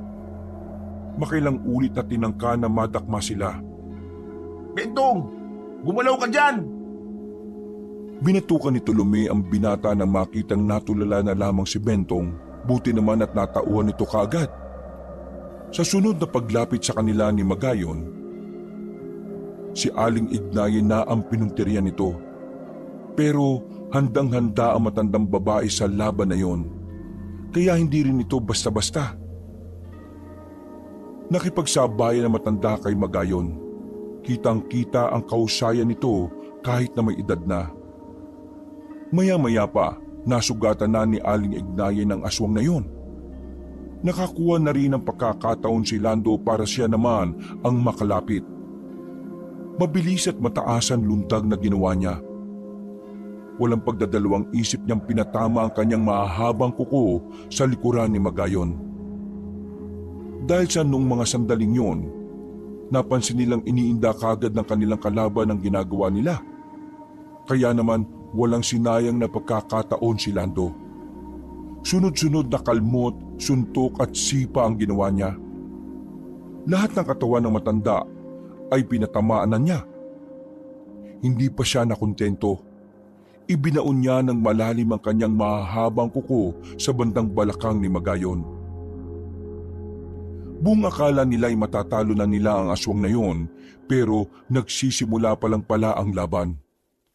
Bumuntong hininga na lamang si Magayon at saka natawa. Hindi ko inaakala na organisado pala ang mga galaw ninyo. Mukhang napaghandaan nyo mga ganitong pagkakataon. Pinupuri ko kayo sa bagay na yon. Ang kaso nga lang, hindi ko pa inilalabas ang 100% ng lakas ko. Ang dami mong daldal. Sandali lang, Lando. Pero lumusob na agad ng binata. Paglapit nito kay Magayon, hindi na namalayan ng binata ang pagdikit sa kanya ng kanyang kalaban. Nanlalaki ang kanyang mga mata nang mahawakan siya sa balikat ni Magayon. Maigpit ang pagkakahawak sa balikat niya na parang kakaunti na lang ay mababali na ang buto niya. Mabuti na lang ay nakalapit si Bentong at tinaga niya sa likod si Magayon. Napabitaw si Magayon kay Lando. Sinamantala naman ni Lando ang pagkakataon para magpakawala ng isang malakas na suntok sa tagiliran nito. Napatras si Magayon nang maramdaman ang epekto ng suntok. Umatake naman din kaagad si Aling Ignayen. Gamit ang kanyang mutya, nabasa na niya ang sunod na kilos ng kanilang kalaban. Iilag yun pakaliwa, kaya doon din tumungo si Aling Ignayen. Hinataw niya yon ng itak at tinamaan si Magayon sa braso. Laylay ang braso ng aswang na parabang kakaunting galaw na lang ay mapuputol na yon. Tatapusin namin ang lahi mo. Magsisimula kami sa iyo. Pero sa halip na matakot ang matandang si Magayon, tila mas lalo pa itong natawa sa kanila. Humalakak ito na parabang wala itong pakialam sa sariling kalagayan. Ang mga tao nga naman, masyadong mayayabang. Nagagawang magdiwang kagad kahit na hindi pa natatapos ang laban. Alam niyo ba na kahit na ganito na ang ginagawa niyo sa akin ay nagsisimula pa lamang ang laban? Wala pa kayo sa tunay na problema. Alam niyo kung anong problema? Malapit ang bubangon ng tunay na problema ninyo. Baliw na yata yan eh. Pare, Lando, tapusin mo na yan. Kahit napaslagin niyo ako ngayon, wala na rin kayong magagawa. Mabubuhay at mabubuhay na siya. Muli na namang lilitaw ang pinakamalakas na halimaw ng kasaysayan. Sa tingin mo, papayag kaming manalo ang sinasabi mo? Kahit na pumayag man kayo o hindi niyo siya mapipigilan. Maliban na lamang kung magkakaroon ng himala. Pero saan kayo hihingi ng himala? Sa Diyos nyo? Huwag na kayong umasa dahil mapapansin lang kayo ng Diyos nyo kapag malapit na kayong mawala. Manahimik ka! Muling inatake ni Lando ang matandang lalaki. Kinalmot niya ito pero nagawa pa rin itong makailag kahit medyo mabagal na ang kanyang kilos. Pero hindi pa rin ito tinigilan ni Lando. Sinundan niya ito ng sinundan hanggang sa mahuli niya ito. Nahawakan niya si leeg si Magayon. Dahil mahaba ang kanyang kuko, unti-unting bumabaon sa leeg ng matandang lalaki ang kuko niya. Ngayon, pagbabayaran mo na ang ginawa mo sa lolo ko. Mamamatay ka na at bibisita ka na sa impyerno. Maigpit ang pagsakal na ginawa ni Lando kay Magayon. Ni hindi na nailabas ni Magayon ang sinasabi nitong 100%. Nang makita na ni Lando na nahihirapan ng huminga ang matanda, hindi na siya nagdalawang isip na itarak na ang mahaba niyang kuko. Mabilis na napasukan ng dugo si Magayon. Para tuluyan na itong mamatay, binalian ni Lando ng leeg ang matanda. Hingal na hingal si Lando. Galit ang makikita sa kanyang muka. Kahit na naipagiganti na niya ang kanyang lolo Omer, hindi niya maintindihan ang sarili niya kung bakit parang hindi pa rin siya masaya. Hindi siya kontento. Natalo na natin siya. Natalo natin siya nang wala kang ginagawa. Sus, yabang mo ah. Hindi ka dapat nagpadala sa emosyon mo, Lando. Magagamit pa sana natin siya bilang bihag para mas madali tayo makapasok sa kanilang baryo. Siya ang pumatay kay Lolo Omer. Hindi na dapat siya binubuhay. Masaya ka na ba ngayon na naipagiganti mo na si Omer? Hindi nakasagot ang binatang si Lando. Hindi niya kasi maamin na talagang may kulang sa kalooban niya. Hindi niya alam kung bakit. Tayo na. Lumapit na tayo sa baryo. Malapit na nilang isagawa ang pag-aalay. Lando, matuto kang unahin ng utak kaysa puso sa mga sandaling ito. Mas madaling namamatay ang mga emosyonal kaysa sa mga taong nag-iisip. Tumango na lamang si Lando.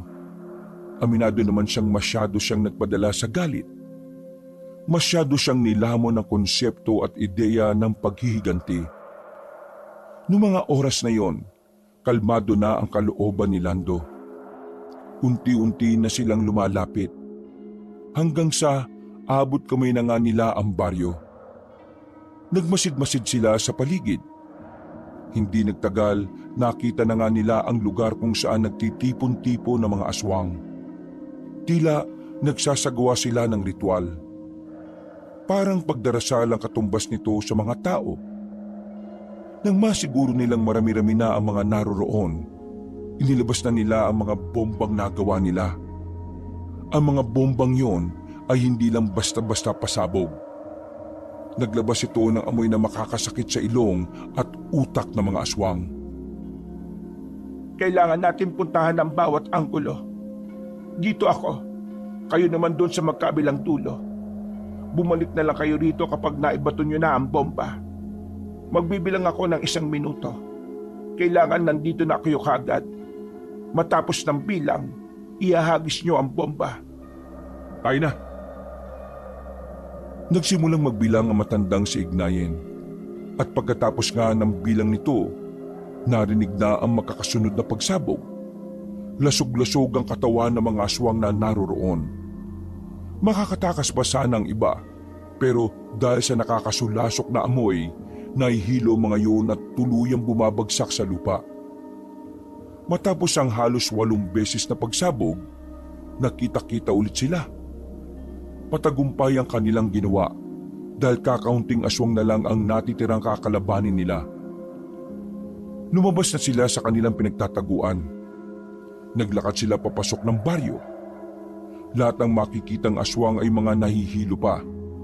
Kaya naman naging sisiw na lang para sa kanila ang pagpaslang sa mga yon. Kahit si Tolome at Bentong naging kampante sila sa pakikipaglaban. Kailangan nating makita ang mga bihag. Lando, puntahan mo ang mga bihag. Ikaw, Bentong, ang sumama sa kanya. Tolome, sa akin ka sumama. Hahanapin natin ang halimaw na binubuhay nila. Mag-iingat kayo ha. Kayo rin. Nagmamadaling tinungo ni Lando at Bentong ang kinaroroonan ng bahay na may pangalawang palapag. Bawat madaanan nila ay bigla-bigla na lamang may lilitaw na mga aswang. Buti na lang ay medyo nahihilo na rin ng mga yon kaya hindi sila nahihirapang paslangin. Nang marating na nila ang nasabing bahay, winasak nila ang gate na yari sa kawayan. Umakyat sila sa taas at pinagpapapaslang ang mga aswang na nagbabantay roon.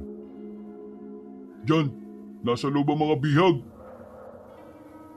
Gamit ang lakas ng mutya, sinipa ni Lando ng malakas ang pinto. Nawasak yun at agad silang nakapasok. Pero pagpasok nila sa loob, nagtaka sila dahil nasa 10 tao na lang ang naroroon. Malayong malayo na sa bilang ng pagkakaalam ni Bentong. Oh, bakit? Ang kunti na nila eh. Ibig sabihin, naialay na ang iba. Mukhang nagkamali tayo ng hinala ah. Agad nilang pinatakas sa mga taong halos 1 buwan na palang bihag. Iyak ng iyak ang mga yun. Bakas na bakas ang takot sa kanilang muka. Makinig kayo. Kailangan niyong makaalis dito ngayon. Susunod kayo sa amin. Ihahatid namin kayo papunta sa gubat. Tumakbo kayo na mabilis ha. At huwag na huwag kayong lilingon pa. Malayo na kayo. Bumalik na kayo sa mga baryo ninyo. Wala silang sinayang na pagkakataon. Tinakas nila ang mga bihag. Nang mahatid na nila ang mga yon, bumalik na rin sila sa baryo. Pero napatigil sila nang makarinig sila ng malakas na sigaw. Sigaw yon ng malakas na halimaw. Masakit sa tenga, nakakapanindig ng balahibo. Walang duda, yun na ang pinakamalakas nilang kalaban. Ramdam na ramdam ni Lando ang mabigat na presensya. Hindi nila napigilan ang pagkabuhay nito. Kaya ang magagawa na lamang nila sa mga sandaling ito ay harapin ang halimaw na yon. Nagmamadali silang tumungo sa lugar kung saan nila nararamdaman ang malakas na presensya. Pagdating nila roon, nakita nilang tumilapon si Aling Ignayen patungo sa kanilang harapan. Sugatan na matanda. Agad naman nila itong inalalayan makatayo. Hindi pangkaraniwan ang lakas niya. Literal na halimaw ang isang ito. Wala siyang ibang alam kundi ang pumaslang ng tao. Kailangan natin mag-ingat. Kung minsan, mas mahirap kalabanin ng mga nilalang na walang emosyon. Napalunok na lamang ng laway si Lando. Sa puntong ito, nararamdaman na niya ang kakaibang kaba na dumadaloy sa kanyang buong sistema. Pero pilit niya itong binubura. Malaki ang magiging problema niya kapag naunahan siya ng takot. Ilang sandali pa, nakita na nilang lumabas na ang halimaw. Malaki ang katawan nito, maskulado. Mahaba ang buhok at ulo nito at parang sa kambing na may paikot na sungay. Ayon kay Aling Ignayen, hindi na ito basta aswang lang. Ito ay literal na demonyo na rin. Ihanda niyo ang sarili niyo. Mabilis siya. Nang makita sila ng aswang na yon, umangil na naman ito ng pagkalakas-lakas. Angil pa lang nito, nagdudulot na sa kanila ng pangamba. Ayan na! Nagiwalay silang tatlo nang makitang tumatakbo na palapit sa kanila ang mabangis na nilalang. Una nitong inatake ay ang matandang si Ignayen. Buti na lamang ay biyasa sa pag-iwas sa matanda. Kaya kahit na may mga galos na rin ito, ay nagagawa pa rin nitong makailag. Noong mga sandaling yun, alam ni Lando na mahihirapan sila sa nilalang na yun. Hindi niya malaman kung ano ba ang kahinaan nito. Pero klaro na mas malakas ito sa kanya kahit meron siyang mutya. Hindi rin natalab ang mga kalmot niya kahit halos 5 pulgada na ang haba ng kanyang kuko. Bentong, hanapin mo si Tolome. Tumakas na muna kayo. Oh, paano kayo ng lola mo? Kaya na namin to. Puntahan mo na si Tolome, bilis! Pumasok ka sa malaking bahay na yan. Sugatan si Tolomeron. Bilisan mo! Mabilis na tumakbo ang lalaking si Bentong papunta sa bahay. Nang mapansin ito ng halimaw, akma ito ang aatakihin. Mabuti na lang ay nakalundag kagad si Lando at naharangan ng nilalang. Takbo! Dali! Nagpakawala ng malakas na suntok si Lando sa mabangis na aswang. Tinamaan niya ito sa muka. Bagyang napatras ang kalaban niya. Kaya sinundan niya pa ulit ng maraming suntok hanggang sa tuluyan ng dumugo ang nguso nito. Pero walang talabyon sa halimaw. Nasuntok siya nito ng malakas. Agad naman siyang tumilapon sa sahig. Hindi pa nakontento ang nilalang, dinakma siya sa muka at saka isinubsob sa baba. Nang makakuha naman ng tamang pagkakataon si Aling Ignayen, inilabas niya ang isang balisong. Hindi lang ito basta patalim. Ibinabad niya ito ng halos 1 dekada sa katas ng bawang na may asin. May ritual din na kasama. Pinukul ito ni Aling Ignayen sa direksyon ng aswang. Sa kabutihang palad, tumama ang balisong sa kaliwang mata ng kalaban nila. Dahil dito, mabilis ding nakabangon ng binatang si Lando. Itinarak niya ang mahabang kuko sa bandang hita ng aswang. Dahil sa kanyang ginawa, ay nagpaika-ika yon sa paglalakad. Ang kaso nga lang, habang nasasaktan ng kanilang kaharap, tila mas lalo itong lumalakas at nagagalit. Parang walang talaba mga ginagawa natin. Hindi. Meron din kahinaan ng isang yan. Kailangan lang nating malaman kung ano yon. Lando, gamitin na natin ang lahat ng lakas ng mutya natin. Magsabay tayo. Ito na ang huli nating pag-asa. Sandaling pumikit ang maglola. Ilang sandali lang umilaw ang kanilang mga mata. Nagbago na rin ang itsura ng mata ni Lando. Naging kagaya na ito ng mata ng pusa. Nagkaroon na rin ito ng itim na balahibo sa ilang parte ng kanyang katawan. Isang malalim na paghinga ang ginawa ni Lando. Maya-maya pa, naramdaman na lamang nilang tila nagkaroon ng panibagong lakas ang kanyang katawan. Pero kailangan niyang mag-ingat. Alam niya na yun ang huling pag-asa nila. Kapag hindi niya napatay ang nilalang, wala na silang magagawa pa. Ngayon na, hala! Sabay na tumalo ng mataas ang maglola. Napunta sa likuran si Aling Ignayen, habang nasa harapan naman ng nilalang si Lando. Sa puntong ito, hindi malaman ng aswang na yon kung sino ang uunahin. Sinamantala nila ang pagkalito nito para gawin ang kanilang binabalak. Sabay silang umatake. Gulong-gulo ang nilalang. Dito makapagdesisyon kung sino ang dapat unahing paslangin. Dahil dito, napagtanto ni Lando na yun na ang isa sa kahinaan ng kalaban nila. Natutuliro ang utak ng nilalang kapag nagkakaroon ng pagpipilian. Kapag napipressure sa isang sitwasyon, bagay na sinamantala ng dalawa. Habang wala sa sarili ang kalaban nila, pinagtatataga, pinagkakakalmot at pinagsusuntok nila yon. Nang makita nilang tila nagiging epektibo ang kanilang ginagawa, ipinagpatuloy lang nila yon hanggang sa mapalood na lang ang kaliwang tuhod nito. Katapusan mo na! Landa! Ibinato ni Aling Ignayen ang itak nito. Nang makuha yun ni Lando ay agad nitong itinarak sa ulo ng halimaw ang patalim. Sa puntong yon, bumagsak na ang kalaban nila. Samantalang si Lando naman ay tila nalanta. Naubos ang lahat ng lakas nito. Hindi na makagalaw. Nakatingin na lamang sa kalangitan. Buti na lamang ay dumating na si Bentong at si Tolome na hindi naman gaanong malala ang galos. Tulubi, alalayan mo si Aling Ignayen. Ako nang bahala rito kay Lando. Agad na binuhat ni Bentong ang binata. Naglakad na sila palayo. Pero hindi pa man sila tuluyang nakakaalis sa baryo, narinig nilang sumigaw ng malakas ang nilalang. Buong akala nila ay namatay na yon.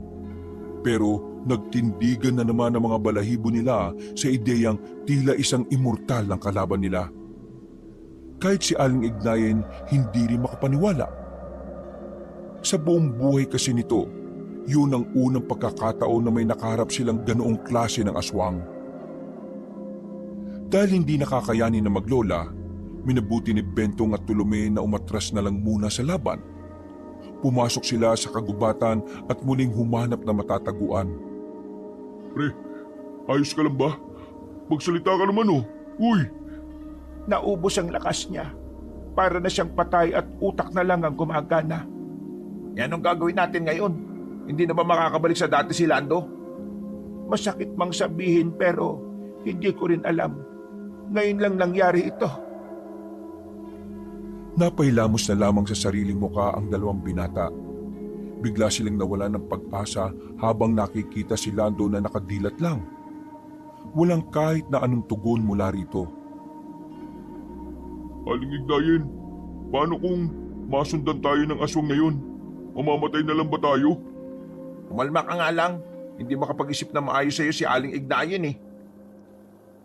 Naririnig ni Lando ang pag-uusap na yon, pero hindi siya makapagsalita. Tanging mata niya lang ang kaya niyang igalaw.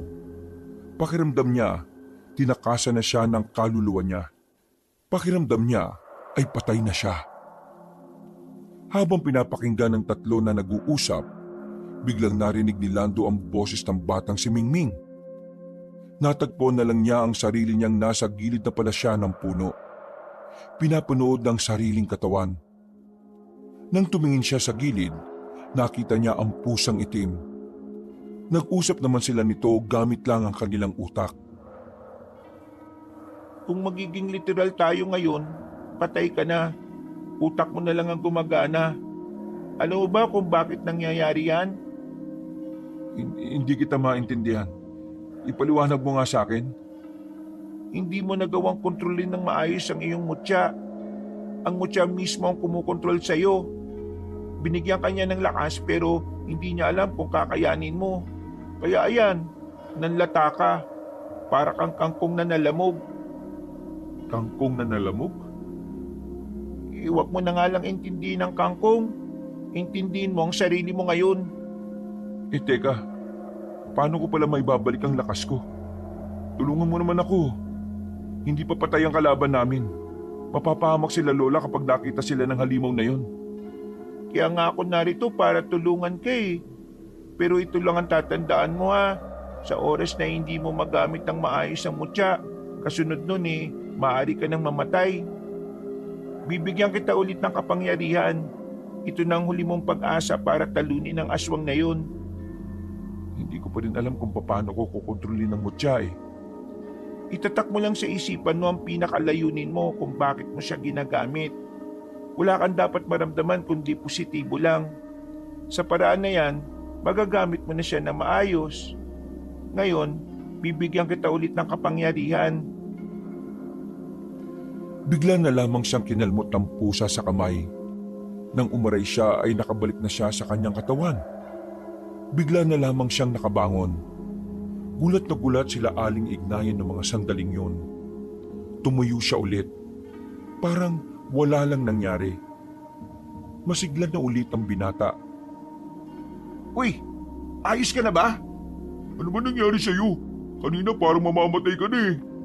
Apo, sabihin mo, kaya mo na ba ulit? Kung hindi, ako na lang ang lalaban sa nilalang na yon. Malakas na ulit ako, La. Pangalawang pagkakataon na ito kaya hindi ko to dapat sayangin. Lola, ako nang bahala sa aswang. Huwag na kayo mag-alala. Pero Apo, sigurado ka na ba? Kanina lang Nakausap ko na ang nagbigay sa akin ng mutya. Binigyan niya ako ng panibagong lakas. Kailangan kong gamitin yon para ipanalo na ang laban na ito. Muli, narinig ang malakas na hiyaw ng halimaw.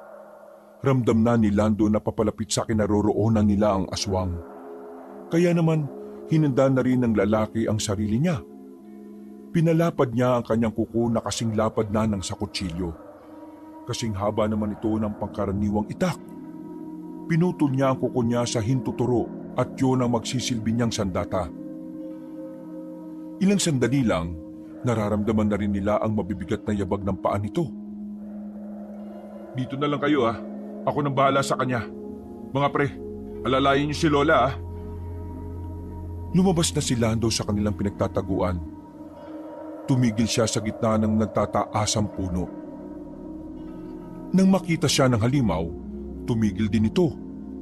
Para bang sinusuri ng halimaw kung sino siya. Hoy aswang, nandito ako.